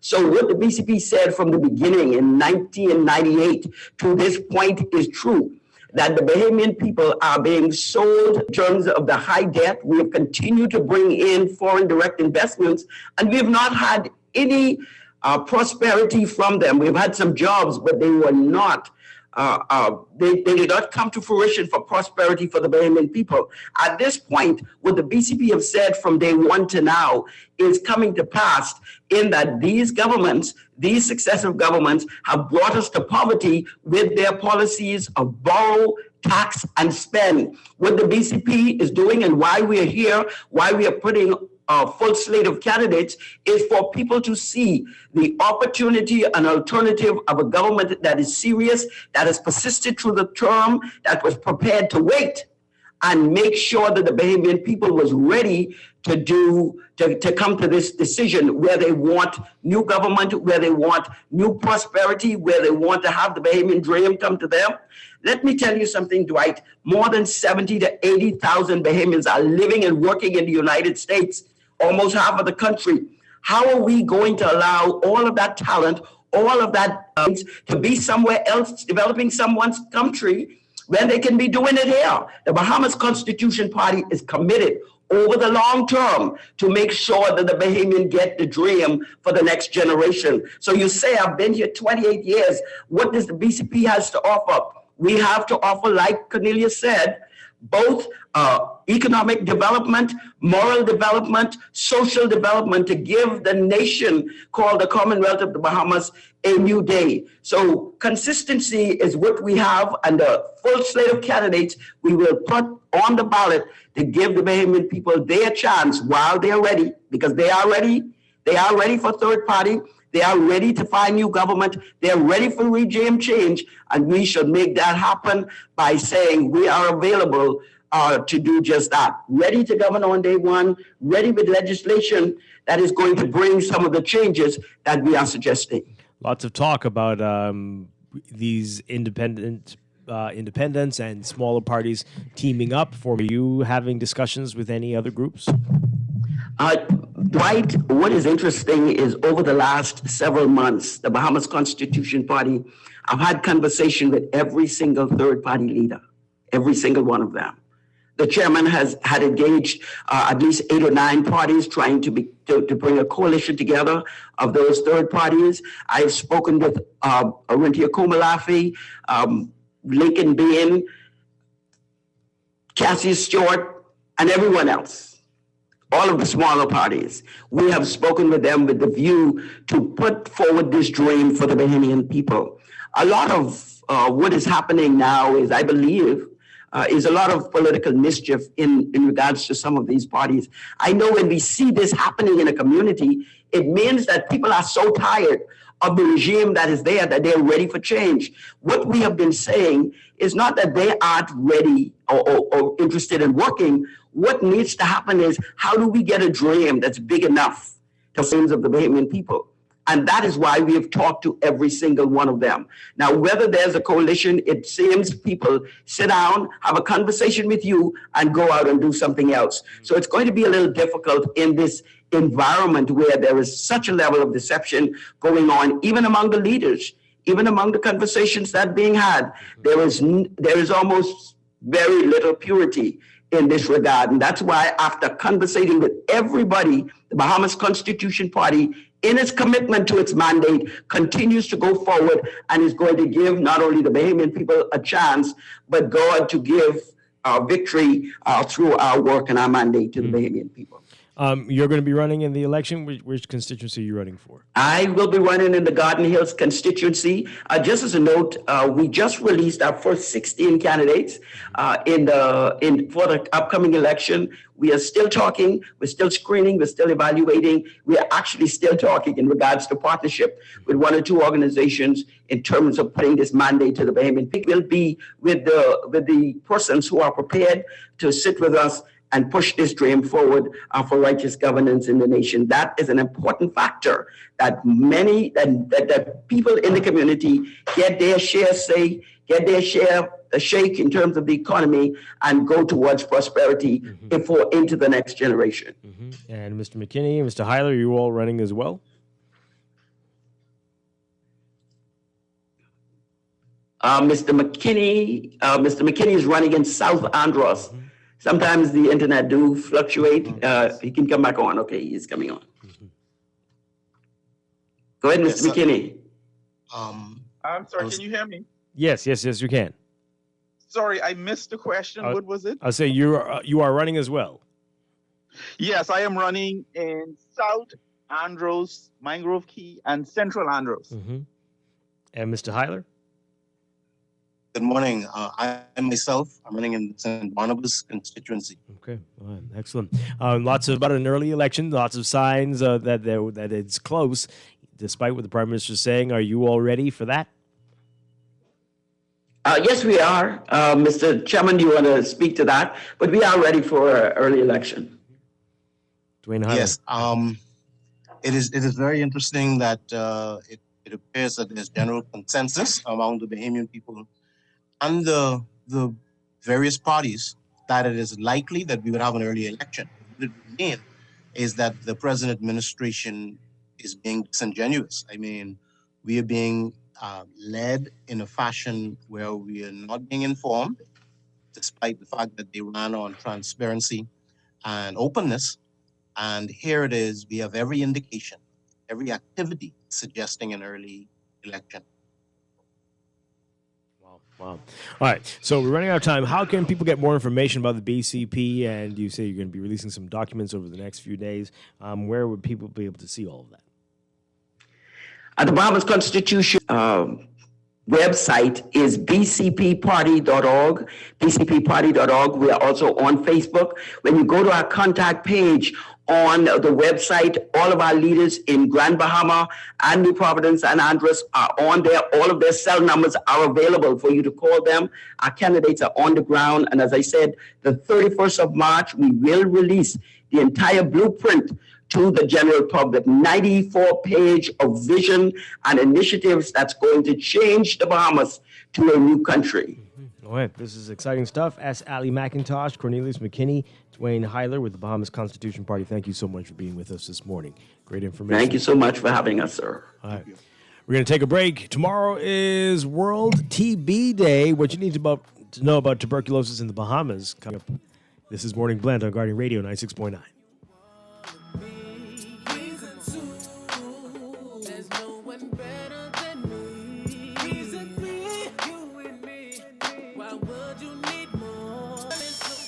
So, Gianna, how often have you been flossing? Mm-hmm. Well, you know that's not enough. And are you still working over at the daycare? Okay. How's Franklin? Haven't seen him at the club. Mm-hmm. I see. How are your boys doing? Okay. Sounds good. Now you just tell me if this hurts. Oh boy, that's a doozy. Did I ever tell you about the shark I found in my pool? With 99% of medical claims paid in under 5 days, we're like a dentist that doesn't try to talk to you with your mouth full. Sounds good. CG Atlantic. Insurance, health, pensions, life. Good like that. Atlantic Medical Insurance Limited, trading as CG Atlantic Medical and Life. Security and General Insurance Company Limited, trading as CG Atlantic General. Coral Pension Services Bahamas Limited, trading as CG Atlantic Pensions. And Nassau Insurance Brokers and Agents Limited, trading as CG Atlantic Agents. Comfort Suites Paradise Island is the best kept secret in the Bahamas. Located directly next door to the Atlantis Resort, you'll receive all the privileges of an Atlantis guest with all the benefits of a Comfort Suite stay. Enjoy everything Atlantis has to offer, including Aquaventure Water Park, plus all the amenities of Comfort Suites. Free Wi-Fi, free breakfast daily, and kids stay, play, and eat free. Visit ComfortSuitesPI.com. You invest in your children, your home, and your community. But are you investing in your financial future? At CFAO, we specialize in investment management, retirement planning, mutual funds, and private wealth management. Our team of experts never stops helping you plan for tomorrow. Because tomorrow begins today. Call us at 502-7010 to see what our financial advisors can do for you. CFAO, growing wealth for future generations. Your home is where your heart is, bud. It's more than just shelter. Your home is your workplace. Your home is school for your kids. Your home is even your happy place where you play. Get the best internet connection wherever you are with blazing fast speeds per second for as low as $99.99 and installation within 48 hours. Sign up for any of our fiber packages today and get a chance to win a free tablet in your second month. Call or WhatsApp 577-SHOP or 424-SHOP and sign up today. Conditions apply. Looking for plenty food and you're on a budget? Wait, I'm break. Stop into Wendy's and grab our latest bundle. Introducing the Biggie Bag. With the new Biggie Bag, you get a Dave single, junior fries, regular drink, and 4-piece nuggets for only $7.25, VAT inclusive. Add an apple pie for just $1 more. Now that's a deal. It's the best on these streets. Available at all locations. Restrictions apply. Wendy's, different inside and out. Always on the go? Missed the show? You can now listen to Guardian Radio talk shows anytime, anywhere on Spotify and YouTube by searching Guardian Radio 96.9 FM or by entering the name of your favorite show. You can also listen by logging on to GuardianTalkRadio.com and click tab. Guardian Radio, continuing to provide you with fresh news and smart talk anywhere, anytime, all day. Pick me, you acting like you don't know what to do. Pick me, shawty, you know who you should choose. Pick me, I'll show you what love is like. Let me be the one who'll treat you right. Reason one, yeah. Shawty, I gave you all of me. Reason two, there's no one better than me. Reason three, why would you need more? So there is no four, except that I will be yours.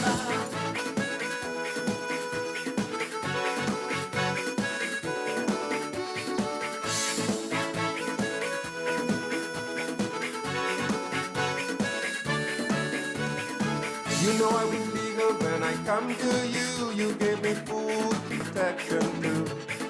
You said don't worry about a thing. Just show your loyalty. It's the comfort that we'll bring. When I look around, I got tables and backboard working on my wheels, so I don't gonna be straight. Boss lady tell me send for family. She can clean me out and I am the clothes for me. Confidential, it's a confidential thing. We're back here with Morning Blend on Guardian Radio 96.9. Dwight Strachan along with Don Sargent. Don? Yes, Don, are you there? Yep, yeah. Did you know? Yes. Still alive. There you go. Did you know that tomorrow is World TB Day, World Tuberculosis Day? And TB is still a problem all over the world. And here to talk about that and TB in the Bahamas, very pleased to welcome Dr. Katavia Balfour. Dr. Balfour, great to have you with us. Good morning. All right. TB. We used to, and a lot of people don't even know what it is. But let's start with that. What exactly is tuberculosis? Okay, pulmonary tuberculosis is a disease of the lungs.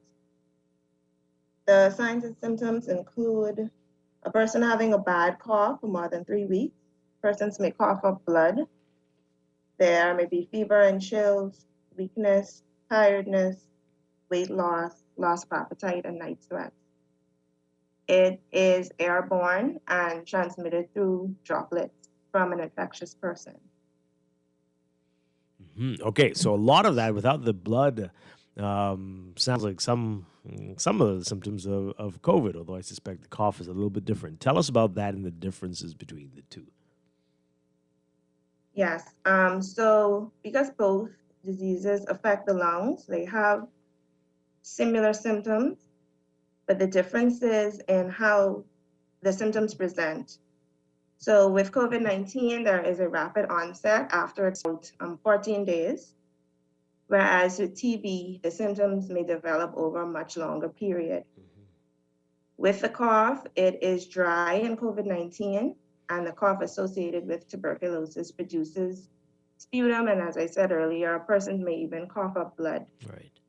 Shortness of breath is also seen in both illnesses. It occurs early in COVID-19, and it occurs at a late stage in tuberculosis. Well, and another similarity that I didn't mention is that both are spread through having close contact with a person who is infected. Right. Wow. All right. So, how often do we see cases of TB here in the Bahamas? So we have low numbers of TB in the Bahamas, and based on the number of cases and the size of the population, we are considered a low incidence country. Now, why is that? Is that based on anything we have done, or what are the reasons why that would be? Well, we have a national tuberculosis program. It is under the Ministry of Health. We collect information and provide monitoring and treatment of all the new cases of tuberculosis, and we also contact trace persons who would have been in close contact. Correct me if I'm wrong. Is there not a vaccine for tuberculosis? There is, however, we don't use it in country at this time. Oh, wow. David, was there ever a time we vaccinated for It was used tuberculosis? in the past. Yes, in the past. Isn't that the one they put the mark on the shoulder or something, right? Yes, correct. So why is that? Why don't we use it? This time, because the incidence is low, and the function of the surveillance program to interrupt and prevent transmission, it is under control with the current measures in place. Because it is a curable disease, so when persons are found to have active disease, they can be treated. All right, we'll talk some more about that in a bit. But so what types of numbers are we talking about? How low, and how does that compare to the past, what we used to see in the Bahamas? Unfortunately, I wasn't provided with specific numbers, but it is low, as I said, based on the number of cases that we have in context of the size of the population. Yeah.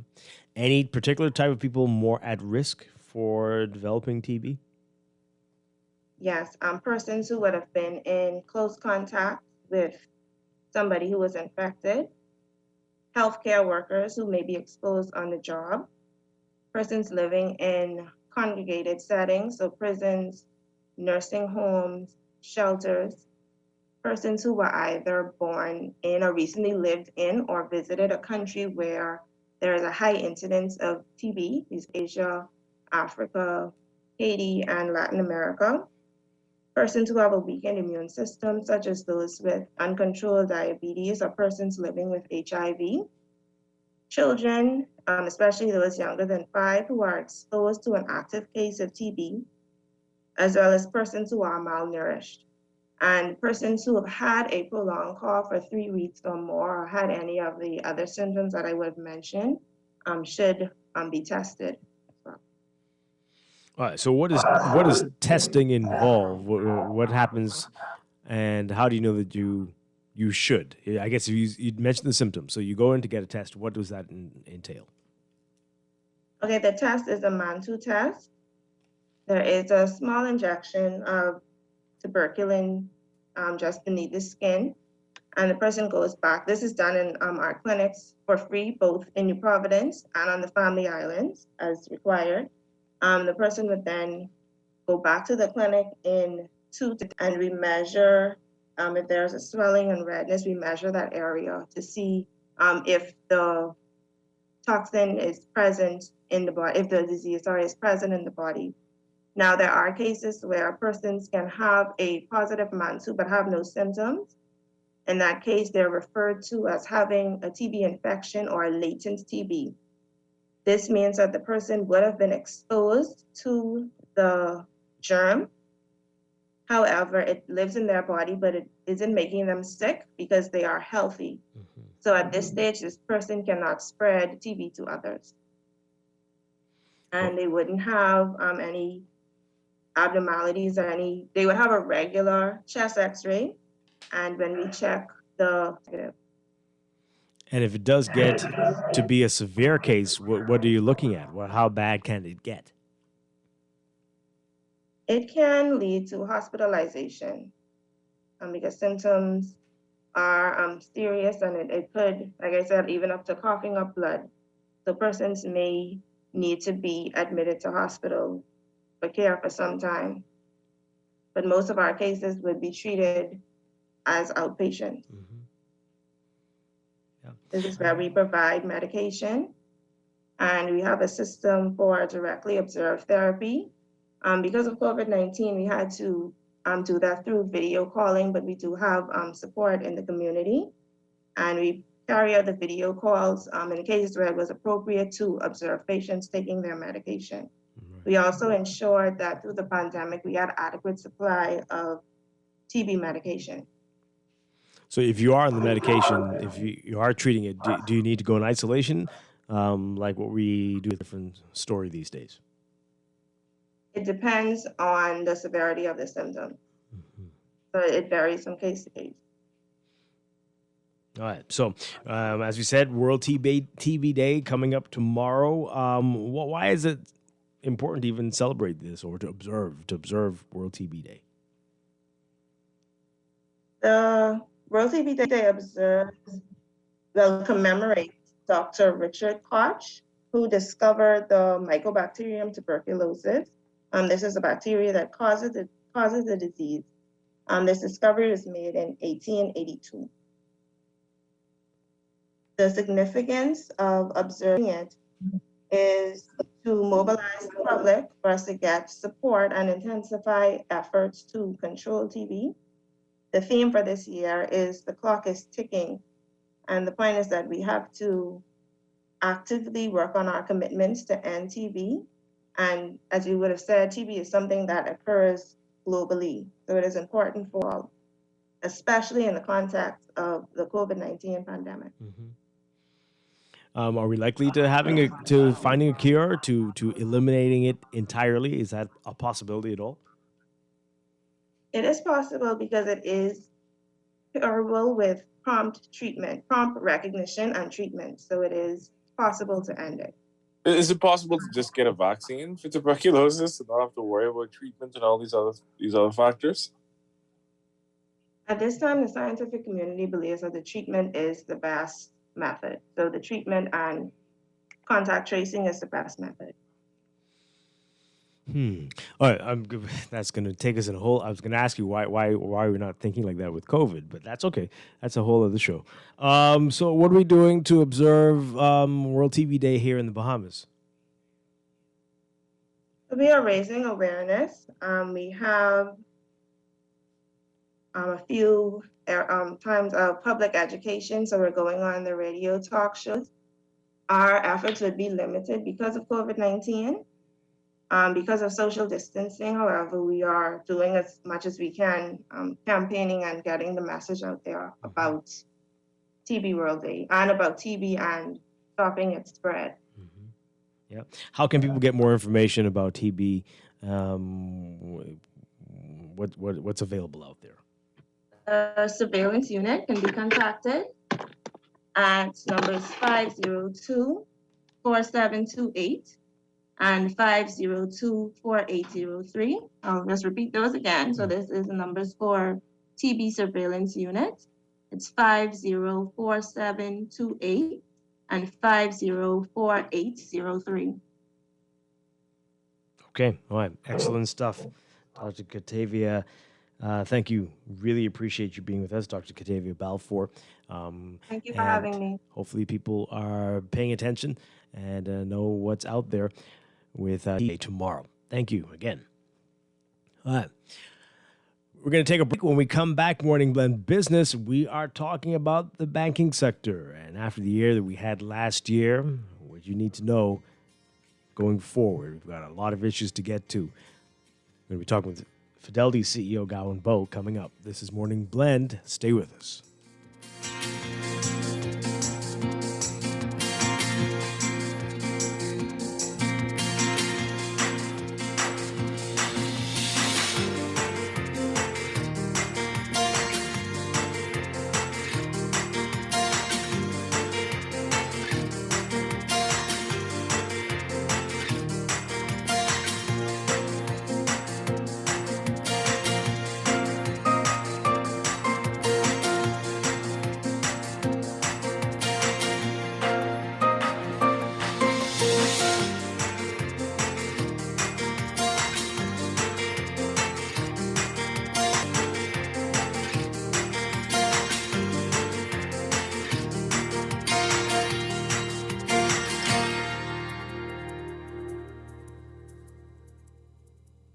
This is Guardian Radio 96.9 FM. Fresh news, smart talk, all day.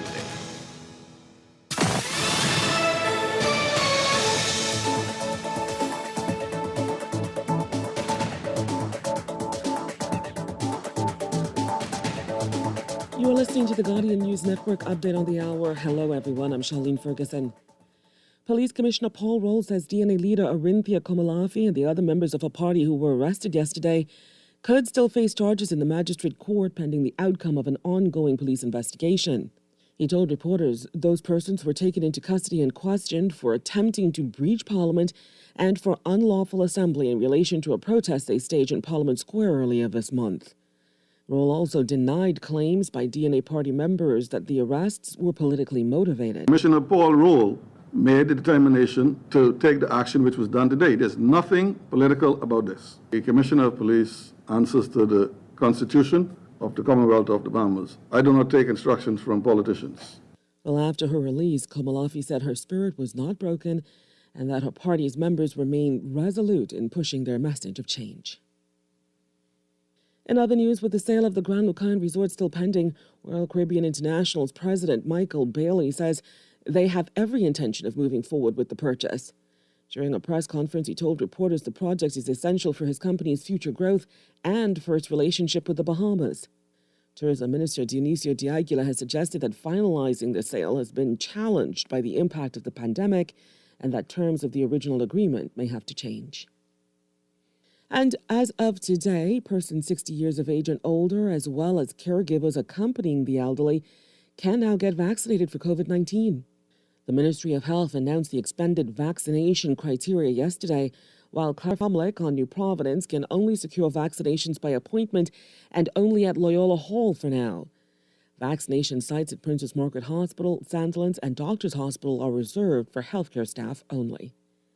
That's what's making headlines at this hour. Stay with us. AP Update is next. Beulah gal, can you believe this? We are now the patrol queens of the neighborhood. We now large and in charge. So we need to check out what's going on in everybody's yard. What about that gun that we know that Junior and his homeboys just ran out? Can we report that too? Of course we can. But we could be in deep trouble if they find out. We need to report what we see, Beulah. When you call Crime Stoppers, they just answer your call in Miami. So then we can report everything?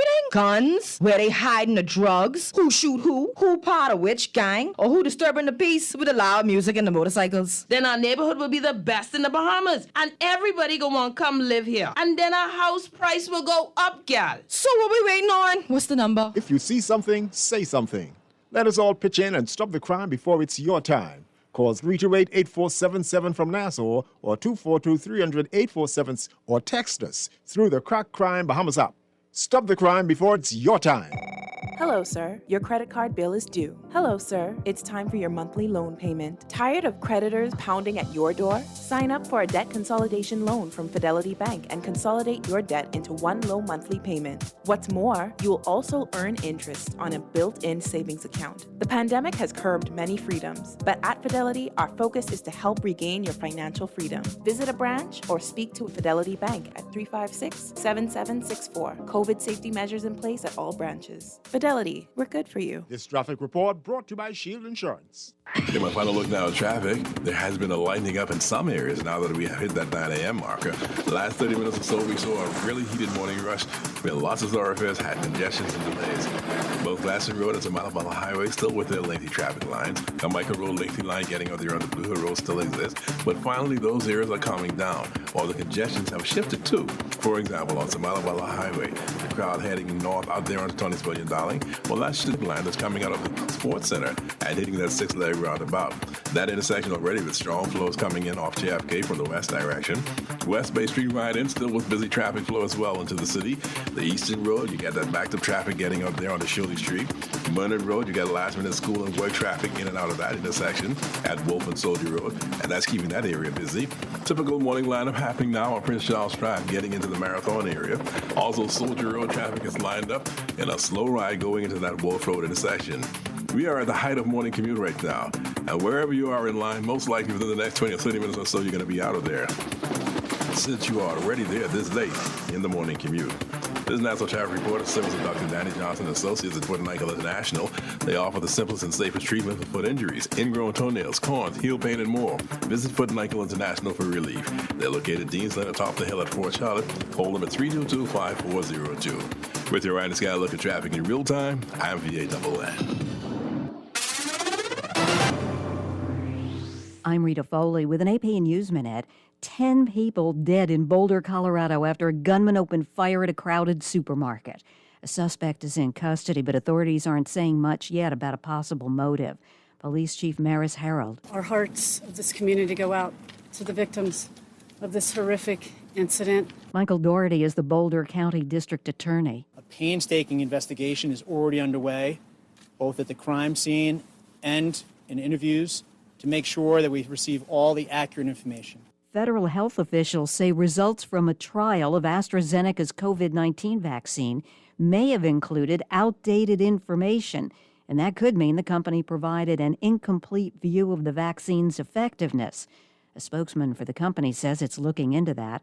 The virus has now killed almost 543,000 people in this country. That's according to Johns Hopkins University. I'm Rita Foley.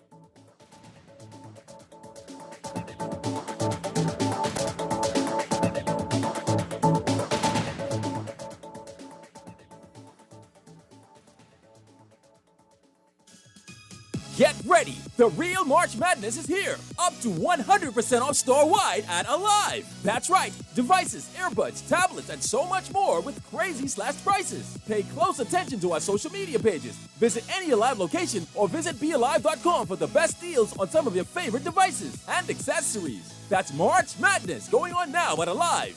Believe in best. Stay a step ahead of technology with certainty and support from Custom Computers.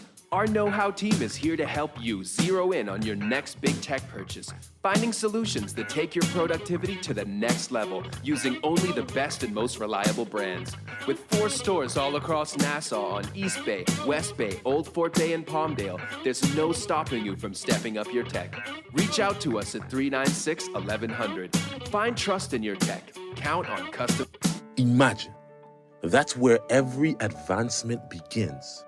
With an idea that things can be different, better, now. Imagine a world where your entertainment experience was all about you, your style, your show, at your budget. At Rev, that's what we've imagined. To join the conversation and learn more about the future of Rev TV, visit us at rev.bs/imagine.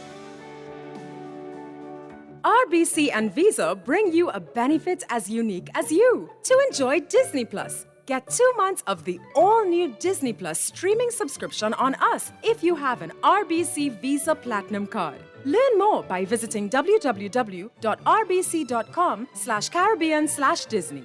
Reimagine new ways to bank better. This is Guardian Radio, your station for up-to-the-minute news, intelligent, interactive, and engaging conversation. 96.9 FM. The views and opinions of the hosts are their own and do not necessarily reflect the position of the management and staff of Guardian Network. Wake up, it's a new day. Wake up, it's a new day.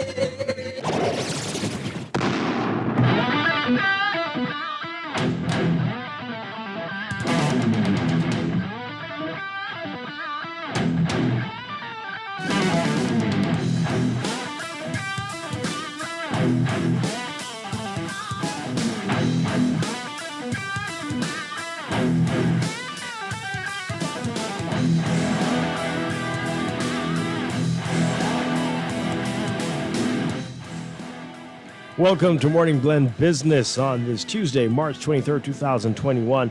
Welcome back to our Morning Blend listeners. Once again, I'm Dwight Strachan, Don Sargent sticking around with us.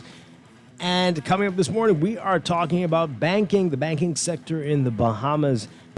An unbelievable year, 2020, where things stand at this point and moving forward. A lot of different issues to talk about this morning. We're going to discuss them with Fidelity Group CEO Gowan Bowe. It's going to be a great conversation. Stay tuned for that. But first, it's time for your morning business report brought to you by CFAL.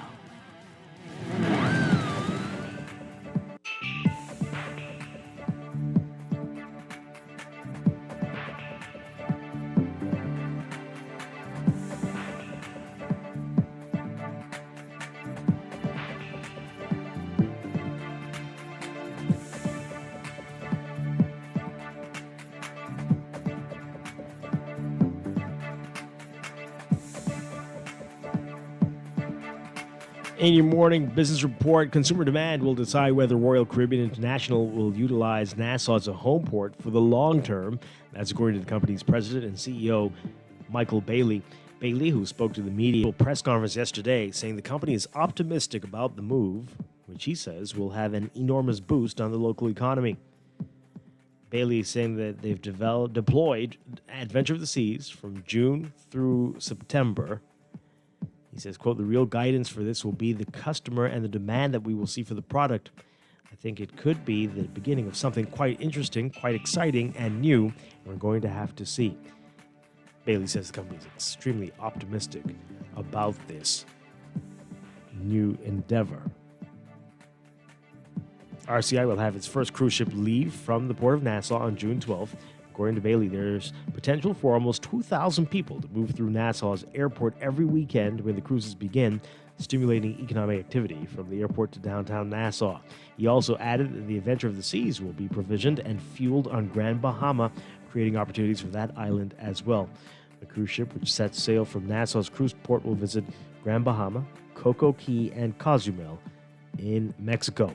RCI joining Crystal Cruises in using Nassau as a new port, a new home port for the embarkation and debarkation of cruise passengers as cruise lines continue to work with the U.S. Centers for Disease Control and Prevention on preparing to sail from U.S. ports once again. And speaking of Crystal Cruises, thousands of people have rushed to book cruises to the Bahamas in July. According to that company's CEO, Jack Anderson, he says this demonstrates pent-up demand.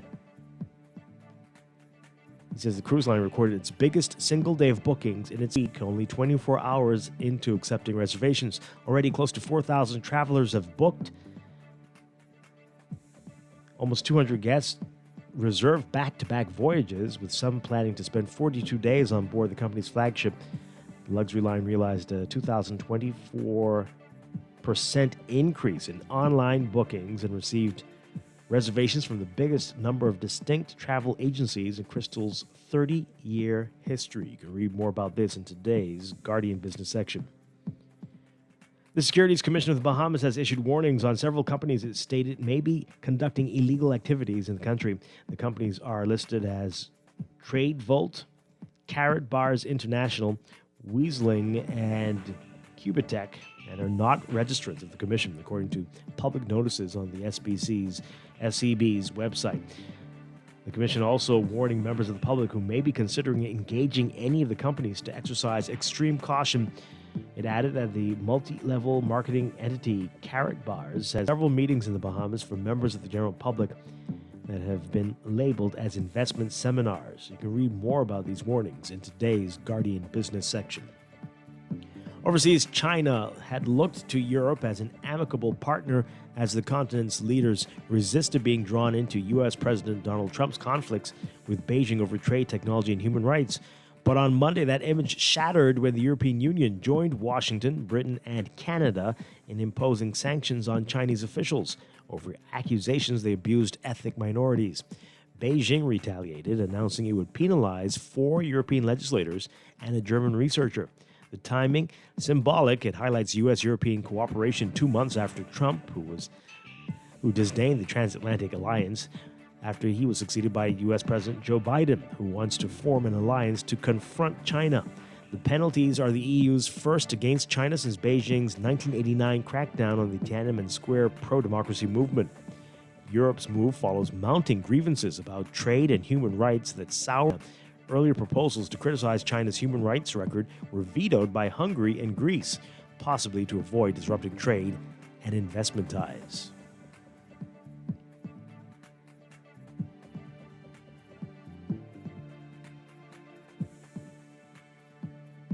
And from the United Kingdom, Britain's job market showing further resilience in February, even though the country has been in one of the world's longest and strongest, most stringent lockdowns, according to official figures published today. The Office for National Statistics finding that the number of people on payroll in the UK increased for the 3rd month in a row in February.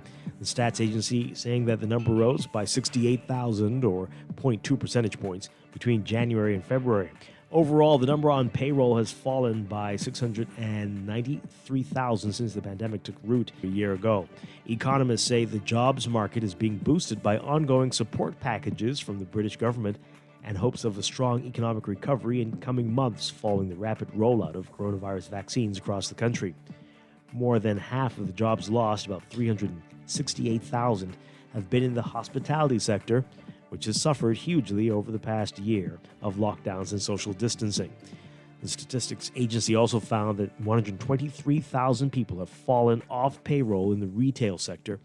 In a separate measure, the agency also found that the unemployment rate fell to 5% in the 3 months between November and January, down from 5.1% in the previous 3-month period as the pandemic began. Overall unemployment stood at 1.7 million between November and January, up 360,000 over the year in the UK. Closer to home in your Market Watch, recapping trading on the BISX. From Monday, your market movers: Consolidated Water down 7 cents, closing at $2.72. Emira Incorporated up 5 cents, closing at $11.02. The BISX All-Share Index closing at 1,911.46, unchanged. That's your Market Watch, and that is your morning business report brought to you by CFAL. Growing wealth for future generations.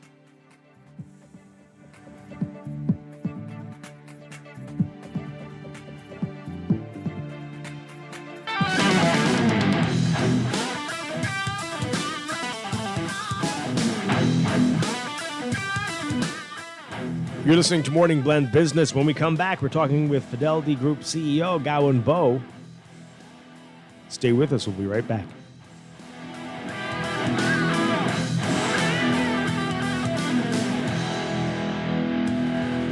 You invest in your children, your home, and your community. But are you investing in your financial future? At CFAO, we specialize in investment management, retirement planning, mutual funds, and private wealth management. Our team of experts never stops helping you plan for tomorrow. Because tomorrow begins today. Call us at 502-7010 to see what our financial advisors can do for you. CFAO, growing wealth for future generations. For the past 33 years, Great Commission Ministries has been defending the poor and hurting, feeding the hungry, and sheltering the homeless. We invite you to support our Live to Give program and make a difference in these challenging times. Become a donor by giving a one-time annual gift or a monthly donation of $50 or $100. Call Great Commission Ministries at 325-5801 for more details, or visit our headquarters at 237 Wolf Road. Join Live to Give today. This public service announcement is proudly sponsored by this radio station. Boy, why you look so mashed up like clothes at the washer? No, boy, just a hard day, boy. Hard day? What happened? The breakfast lady ran out of... You need to start joking about everything, you know. This serious, boy. This real serious, boy. Boy, what's serious? Tell me. All right, well, today, boss gave us, boy, one big contract. And nobody else get a chance and nobody say nothing. Boy, you know that ain't right. You know government contracts ain't supposed to go that way. Yeah, but nobody's saying nothing. Boss man just tell people to sign the papers. Then he send me to meet this boy downtown and collect this envelope. You need to tell somebody. You need to become a whistleblower. You know I's a real man, but I never blow no whistle. I be drunk all my life and junk, you know. No way. A whistleblower is someone who tells people what they see when they see something wrong happening at work. But I ain't no whistleblower, and I ain't no snitch. I still white there, you know. But ain't nobody gonna know it's you. All you gotta do is call Crime Stoppers, or you could text them from inside the Crack Crime Bahamas app. They don't ask about you, and your call goes straight through to Miami, so nobody know you is. And if you text, your message get mixed up like Kong Salad. Call 328-847-423-8477 from the Family Islands. This is Guardian Radio, 96.9 FM, Nassau, Bahamas.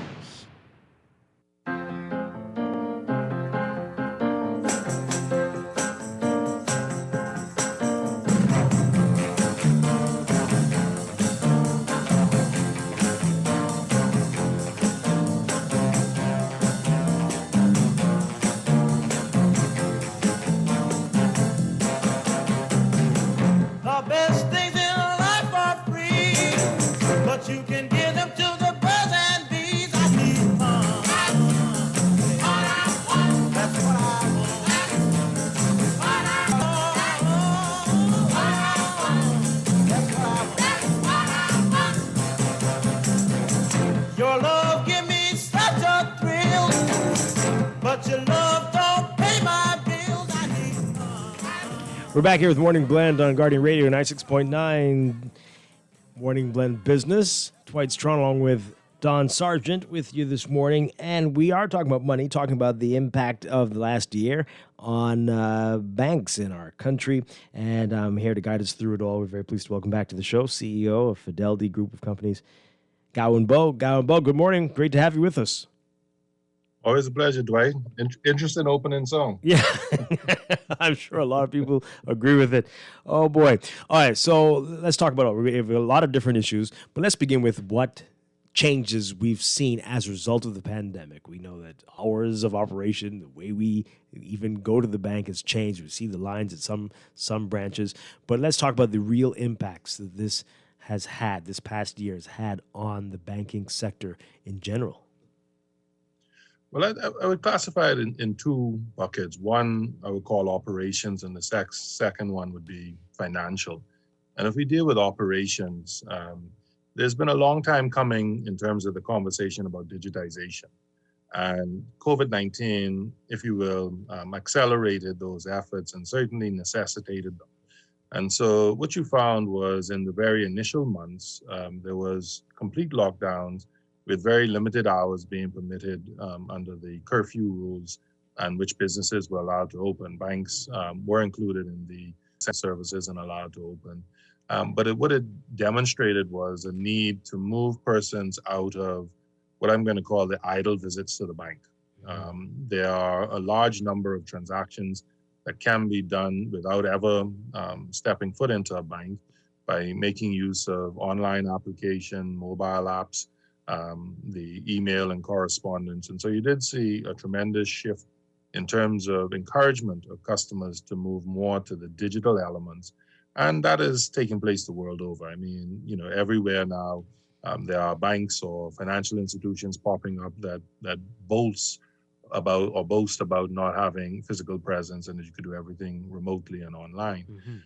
For the staffing, I would say, it is one that organization, I have a tremendous amount of appreciation and respect for the persons. We basically never took or never had any downtime.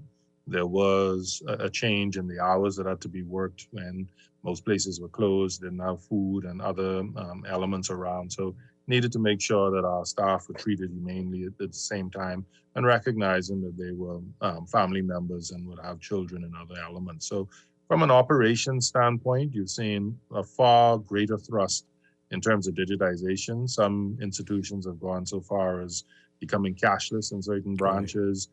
You're seeing a push on to the online mechanisms.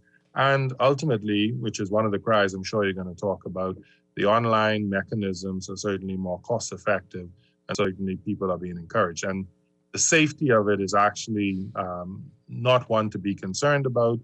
It's a little bit like saying the safest way to travel is flying a plane. It may seem illogical, but in reality, the digital platform allows for audit trail and tracking and the ability to combat fraudsters. If you walk out of an institution with cash, same thing. Right. Now, people keep saying, though, that the older populations are always so apprehensive about this. Are you seeing them get on board with this, or are they the ones who are still making those trips to the bank?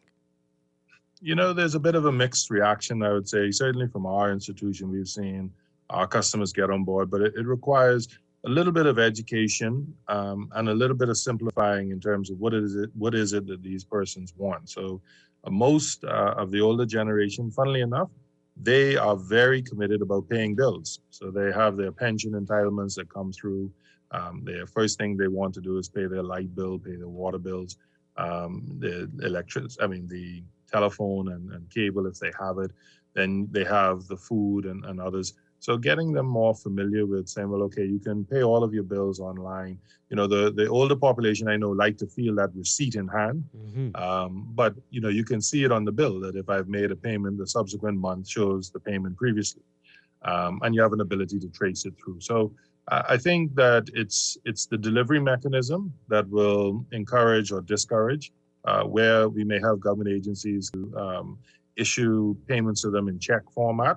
They are going to want to see that money cashed because that is just a comfort zone. Where there's an electronic payment into the banking institutions, most of them have trusted, children or grandchildren, and we don't, encourage them to disclose all of their private information in that regard. But, smartphone is just a misnomer now. It's only an ability to hit to the internet, and most persons have some device in that manner. And some of the older ones send me more text WhatsApp messages than I send. So, Right. I think there's a willingness to learn, but it has to be dignified and very targeted. And we have to demonstrate patience and certainly kindness to them in terms of saying, well, can you do it this way? And if they're still unwilling, accommodate them. Right. Now, you mentioned it. Your institution didn't have any staffing adjustments, but others, we're hearing different stories. How long can banks maintain their staffing levels, especially with the increased push towards digitization and cashless systems? I think when we look, the banking industry, and this is probably a proud time, next to the government, has probably been the most stable, and maybe some of the food distributors in terms of employment. And I think all of the banks recognize that there is a social responsibility, and that doesn't mean welfare or gifting. But certainly in my institution, the view is that this is only but a short period of time. We're talking going on to a year. In the grand scheme, Fidelity Bank started in 77, thereabouts. And so when we celebrate, 40 years, 1 year is not going to be the determinant factor of our history. And we've had other institutions that are longer. So the question you ask is a very real question. The reality is, as we move to digitization, becoming business as usual, it doesn't necessarily mean that that is a reduction in staff. It means that they get deployed into more productive activities. And so, banking has long taken a lot of flack for the quality of customer service, responsiveness, et cetera. And so if you have things happening in a more digital manner, what the hope would be is that efficient, the actual deployment of your staff will be in areas of revenue producing activities, growing your loan portfolio wisely, extending the number of services that you offer and the types of services.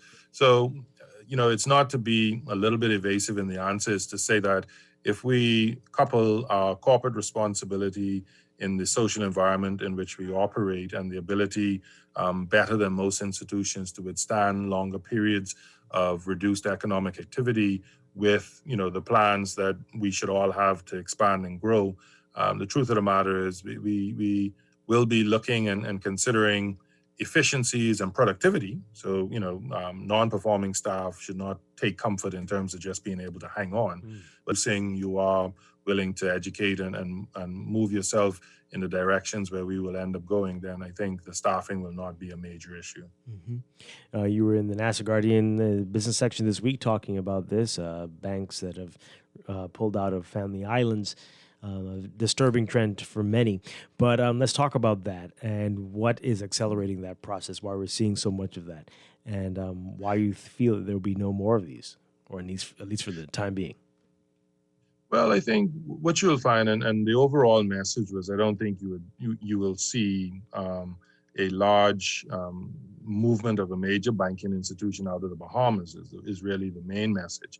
But in terms of for the family islands and the smaller jurisdictions, I think it's important for persons to, what does a physical structure really mean in this day and time?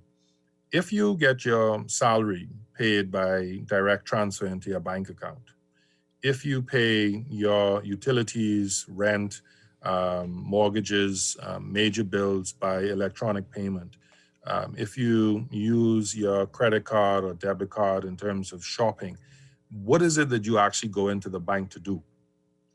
And oftentimes there's a misperception that the physical location means that my money is actually in that vault, right? And it may sound silly to some of the younger generations, but persons, in movies, where was the money? It was actually in the financial institution. Right. And now, the reality is money is more in digital form, meaning that it is placed on deposit and literally there's an electronic tracking of the payment that is there. And what is sitting in the vault is usually very limited. But there's a second misperception that a bank makes money by the fact that cash is around or taking place. But if we educate persons to understand that a bank makes money where it can make loans and earn interest income, it will give reasonable deposit rates. I mean, I certainly do so for my institution. I won't speak for the industry, but give a decent return on deposits that is taking place, and then ultimately earn fees and commissions versus the costs. And when you think about a physical footprint, you have whether rent or ownership costs, you have utility, you have the staff who may not be from the environment and having to look at housing allowances and the like. You have to go through the logistics of finding housing. So the physical presence is one that I know is a crutch, and that's all I can call it, because it actually is not necessary in order to do things. Now, we as an industry, though, shouldn't take that for granted, and there needs to be a much larger education of saying, why is it that the physical presence is less important, and then how do we find the alternates to allow for those elements where you say it is a must. So if I have a business that is still collecting cash and I haven't yet converted to cards and cashless, and that is possible because you look at Atlantis, Bahama, a number of institutions now in the Bahamas where you like card. As we move and educate persons, I think they'll become less concerned that there isn't a physical presence. And really, when you talk about the services that are necessary, there are concepts like agency banking, which means that it isn't necessarily the bank itself, but it uses an extended agent who will conduct certain physical elements that you would not necessarily do. So, I know the concern, but I think it is really driven by the two misperceptions. One, the cash is there, so I feel safe because my money is close to me. And secondly, that just because there's money around, it's making money. But oftentimes, most of those locations, family islanders are very resilient, so they don't like to borrow. So there's not a lot of loans that will necessarily take place. And that's a good thing because they've saved, they've built up the capacity to do so. And secondly, transactions where they're incurring fees where the bank can earn it. So the fixed costs really will be, put it to you this way, which most people understand when I say this. If the branch loses money, are you comfortable to say that your deposit that you put in $100, you'll get back $99? Because a loss in a banking world is not a mythical body that absorbs the loss. It is the depositor and the shareholder. Wow. And so you really, like any business, if your costs exceed your revenues, then you have to look at the business delivery model. Seems like this is going to be a political issue, though, a political football issue as we get closer to the election. I see a lot of candidates talking about that stuff. They're just saying that now to tap into feelings, do you think? No, and I would say that it's disappointing because I think even the ones who express it in reality, if you speak to them in their business capacity, they have a foot. It's what their constituents are saying to them. And I think that it is disheartening that they would not seek to elevate the conversation and pander to the paranoia and fear. Because if it is saying that we are making our constituencies more adaptable, more nimble, preparing them for the future in terms of how business will be conducted, so they themselves become, very ready for it. I'll give them the example. We at Fidelity did a program with the straw vendors and the taxi drivers that were on Long Wharf with the cruise ships. And we helped them get into the handheld credit card machines or card machines. And then statistically, they said their businesses, for some, in Bahamian society, we always exaggerate, it double, triple.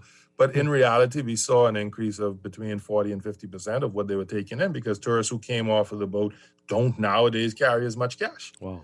And so, when we talk about these family island constituencies, I would say to all of the candidates in those particular jurisdictions, be careful about trying to dumb down your society. Let's elevate them, and let's remove the noise so the real service issues that need to be addressed can be addressed, as opposed to clouding it with nonsensical discussion about how detrimental it is, when in reality, most of them visit a bank once a month. Wow.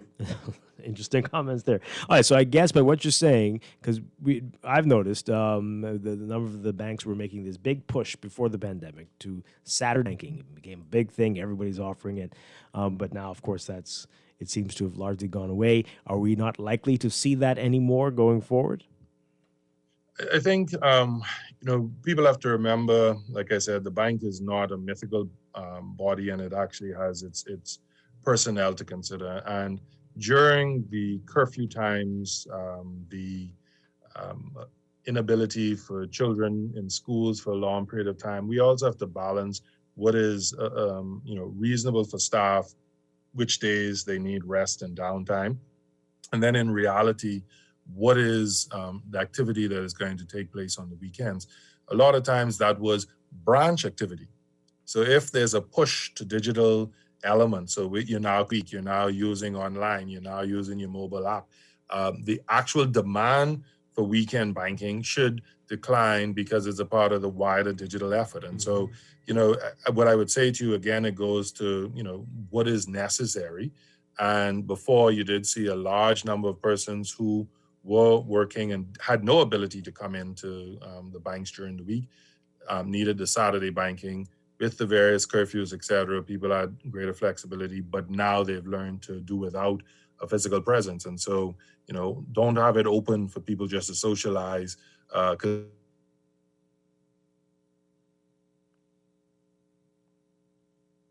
Did we lose Gowan entirely? Still there? Uh-oh. Okay, maybe we should take a break. Let's take a break now, and then we'll reconnect with Gowan Bo. This is what happens, I guess. This is Morning Blend Business. We're going to pick up our conversation after the break. Stay with us.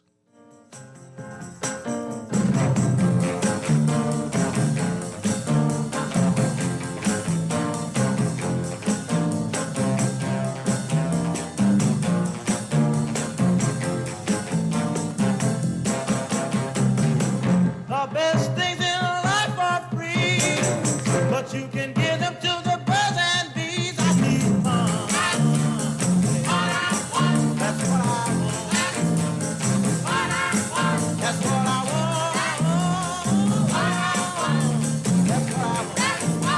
want.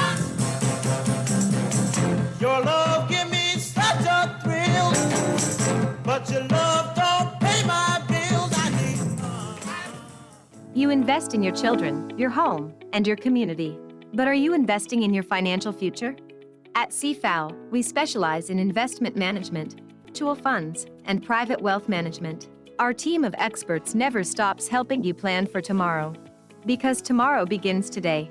Call us at 502-7010 to see what our financial advisors can do for you. CFAO, growing wealth for future generations. For the past 33 years, Great Commission Ministries has been defending the poor and hurting, feeding the hungry, and sheltering the homeless. We invite you to support our Live to Give program and make a difference in these challenging times. Become a donor by giving a one-time annual gift or a monthly donation of $50 or $100. Call Great Commission Ministries at 325-5801 for more details, or visit our headquarters at 237 Wolf Road. Join Live to Give today. This public service announcement is proudly sponsored by this radio station. This is Gardner 96.9 FM. Fresh news, smart talk, all day.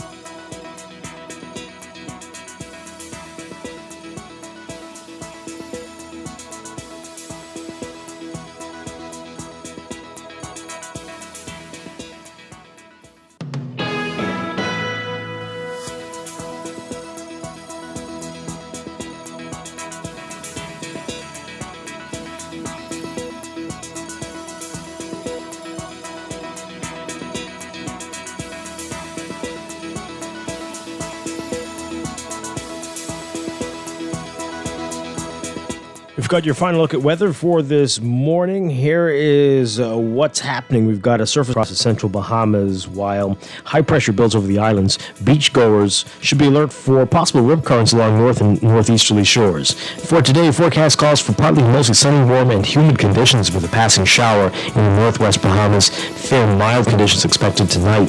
For the central and southeast Bahamas, partly cloudy and warm with isolated showers or a thunderstorm, becoming fair and mild tonight.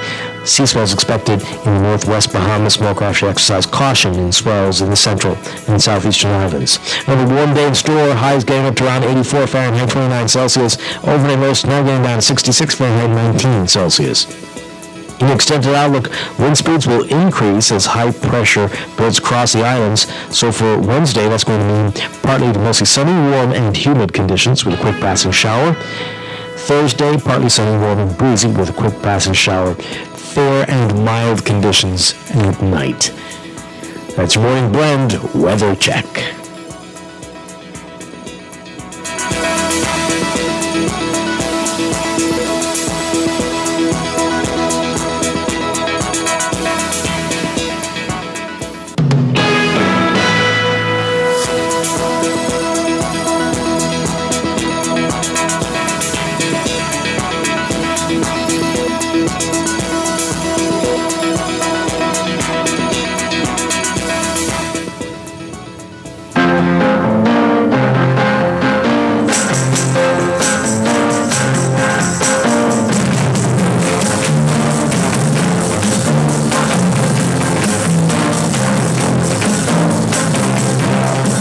We're back here with Morning Blend Business. Dwight Strachan with you. I believe we still have Don Sargent with us. Do we still have Don?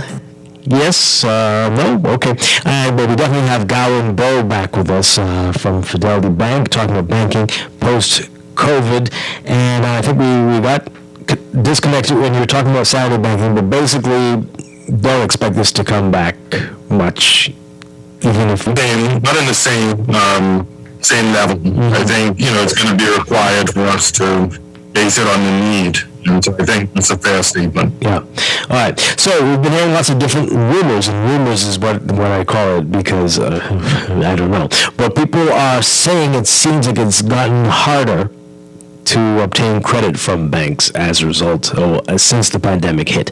What's happening? What is the reality out there? And is it going to be much how it was before? Well, it depends on you, or are we actually seeing a crunch? I think it's important that persons put it into perspective in terms of saying that during the pandemic, what they observed was a significant amount of credit default. And I'm going to say default just because but persons who went through periods of unemployment did not necessarily have significant default, and so did experience some challenge in meeting their payments. Oftentimes, the bank is not appreciative for what it is, and it's really a fiduciary agent between depositors, shareholders, and borrowers. And so when we say that they're going to be tightening credit, I think the real question is when you look at the depositor who's placing their money, that's the life savings, their earnings, are they prepared to take greater risk in terms of the pooling of their money to lend to risky entities or risky persons, or are they going to be a bit more discerning? During buoyant times, tide floats all boats. So I think it is fair to say that there will be greater scrutiny in terms of persons that qualify for credit, because there's some things that have been highlighted. We have industries that can be severely impacted by events like this. I mean, the tourism industry is known to be impacted by recessions, by travel advisories and the like. And so sometimes there's going to be just that prudent assessment that says, okay, do I have an individual that has a capacity to pay, and what is the risk that there may be interruptions? The credit bureau, although being feared, should not be, because what I would say is right now we have a situation where it's very hard to decipher between good borrowers' commitments who, when they have difficulties, communicate and tell you when it will be resolved, and those borrowers that will duck and avoid you, knowing that they have obligations all across the country. And what the credit bureau will allow is full transparency. And what I would say is actually credit should expand and should become more available to those who have demonstrated good credit practices, but it will become very more difficult, or much more difficult, for those who have demonstrated bad credit, which it should be. Mm-hmm. So pretty much nothing much has changed, though. That's just how it's always been, relatively here, at least. Yeah, and I think that, persons do have to bear in mind that just like economy, that we are learning what the true fallout is. And so there may be slower decisions in some of the credit decisions, but I would say to you that in reality, underwriting is not going to change, and it's just that the economic environment has changed, and so there necessarily will be adjustments that take place. But I will not say that there would be any concerted effort to contract lending, because ultimately a bank only makes money by making smart lending decisions. Mm-hmm. Having deposits that pay interest with no loans that earn interest is actually not a very smart business model. So if persons think about it in that context, banks will continue to lend, but it will be very discerning to make sure that there's an ability to repay. As I said, if a person fails to repay, it's not the mythical bank that suffers. It is me, you, everyone who has deposits, and everyone who's decided to place their pension and life earnings in shares of banking institutions. So we sometimes depersonalize it, but we need to become more personal. Is it really intended to be a gifting institution, or is it intended to be one where it allows persons who have savings and investment to pool it lend to persons for the purposes of a return. I want to talk about what we've been seeing over the past year. We know early on during this pandemic, when so many people were furloughed or laid off, bankers came forward and said, come and talk to us, tell us what you're going through, and we'll work with you, especially to mortgage holders and landlords, renters, everybody. Where do we stand 12 months later? Is that goodwill still there? And are we expecting, especially since we still have a ways to go, it seems, with this going forward? You know, I put the word forbearance in because I think some persons expected forbearance to be forgiveness, and there's a distinct difference. If I've lent you $200,000 for a triplex, and your renters have been furloughed, so you're not receiving funds, your ability to pay me has been impacted, then do I see myself being super aggressive to try and recover it by selling it when I know the overall economy is depressed, and so therefore there's a technical default and I immediately jump into action? And the answer is no. All banking institutions are not intended to be property owners. And that's why, particularly on mortgages, the plea was to come in and advise, when do you see cash flows returning? There is the need for there to be some continued activity, because a bank still has its payroll to meet. And so a bank doesn't earn the money that it lends. If I lend you $200,000, I don't earn $200,000. I earn the interest, and I collect that interest by the monthly payments. So if I am missing monthly payments, do I have resources to actually pay my expenses, just like any other business? So this is a situation where there's collective responsibility. And if a borrower is demonstrating that they're not shirking away, they're saying that, look, when I do have some income, I am paying. It may not be the right amount, the full amount. I'm doing so. When I haven't, I'm keeping you abreast of where persons stand. So the short answer to your question is the forbearance continues, but it certainly is now wanting there to be clear communication about when you see things restoring. But I think the paranoia that, okay, banks are now then going to clamp down, the reality is it is far better for me to work with you and collect all of my money just over a longer period of time than to be abrasive and run the risk of now having to take very liquidation type decisions and may not collect all of it. So when you put it in that context, again, the bank is only going to make commercial decisions. I'm not going to say that it is always apparent to individuals, but I would say to anyone that is dealing with fidelity, if you find yourself not being explained in that manner, then certainly feel free to reach out to me, because ultimately our goal is to make sure that the borrowers meet their commitments so that the depositors are kept whole and shareholders get an equitable return. But it may require the deferral of when all of that takes place. But there needs to be a commitment that it is all going to be repaid. Yeah. So I mean, give us a scenario. Tell us how generally things have been working with maybe landlords who have been complaining this whole time about a lack of assistance for their situations. But you've just been like, okay, it's fine. Don't worry about it. When this is over, we'll sort it out. Is that generally what people are hearing? I'm not going to say it's been using those words to make it seem a little bit nonchalant or to be without some level of concern and urgency. And it goes back to what I'm saying. The position has been to the landlords, well, if you are getting any type of income, right, then you can't say, well, before, and then pay all of my expenses. You have to reprioritize the little income you have, because the bank's having to reprioritize the income they have in order to continue to meet their expenses and continue to remain stable for the deposits that are there.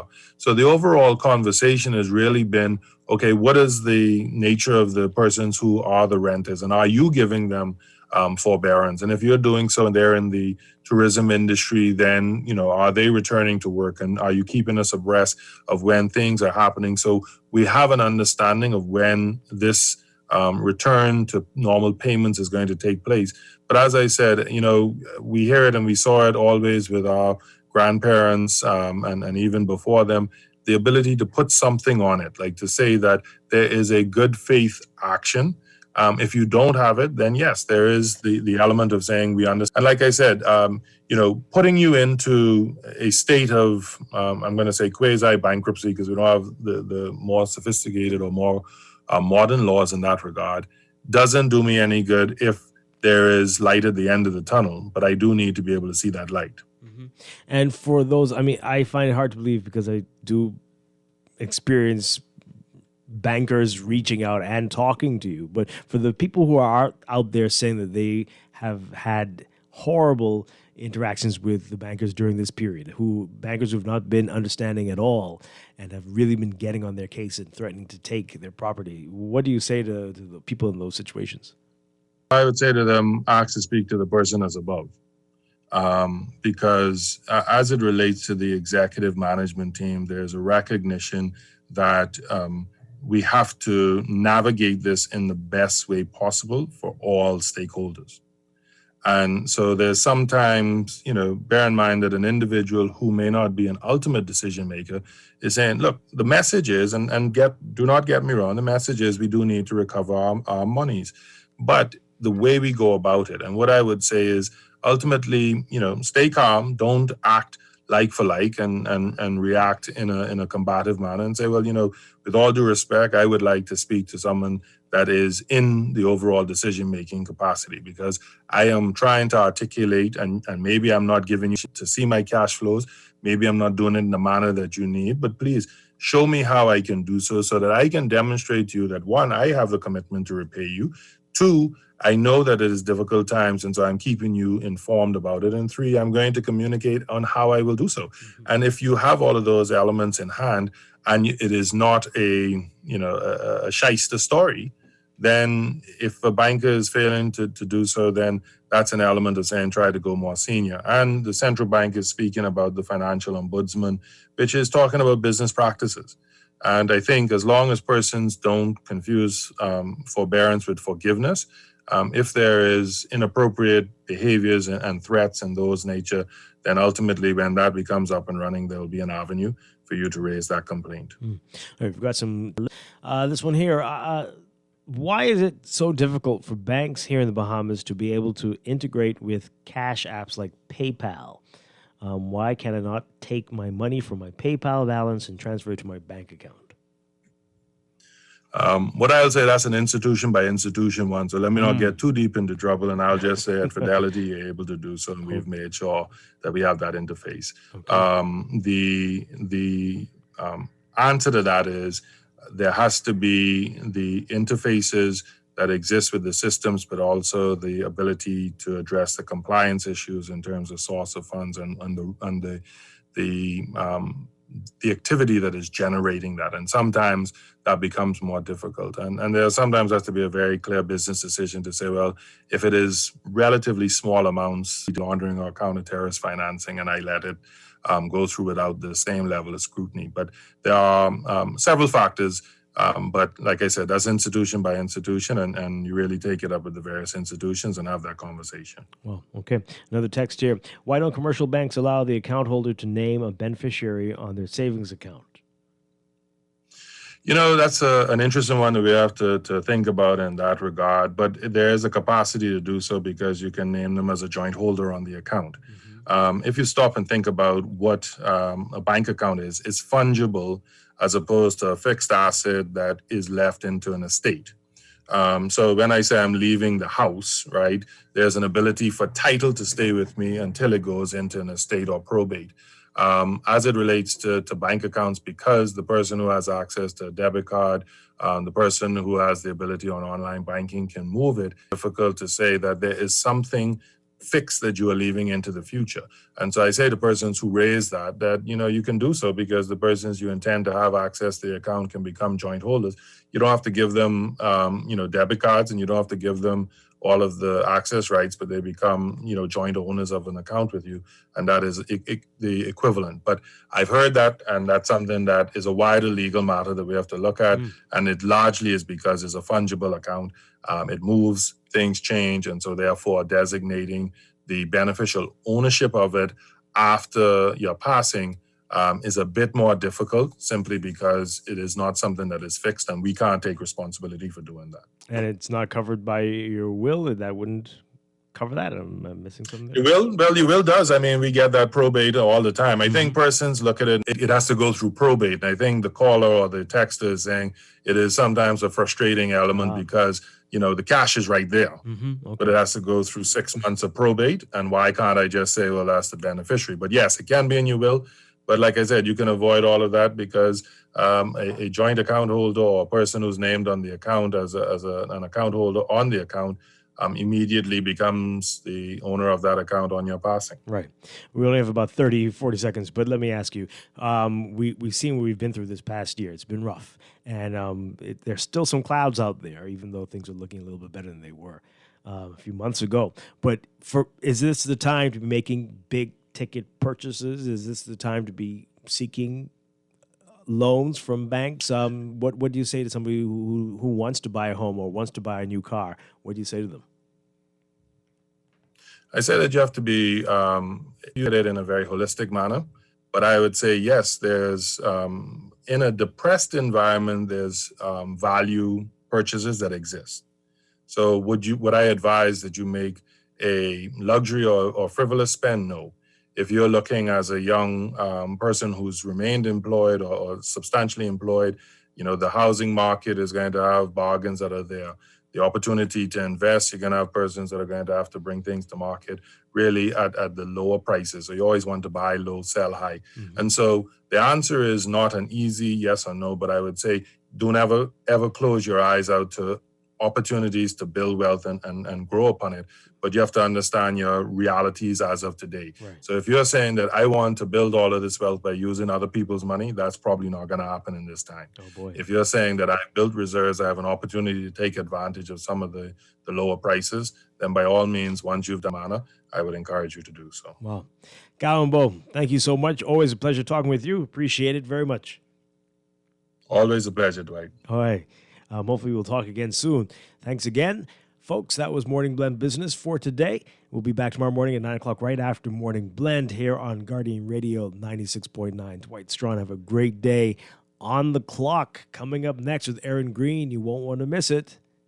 Arinthia Komalafe live here in the studio. Stay with us.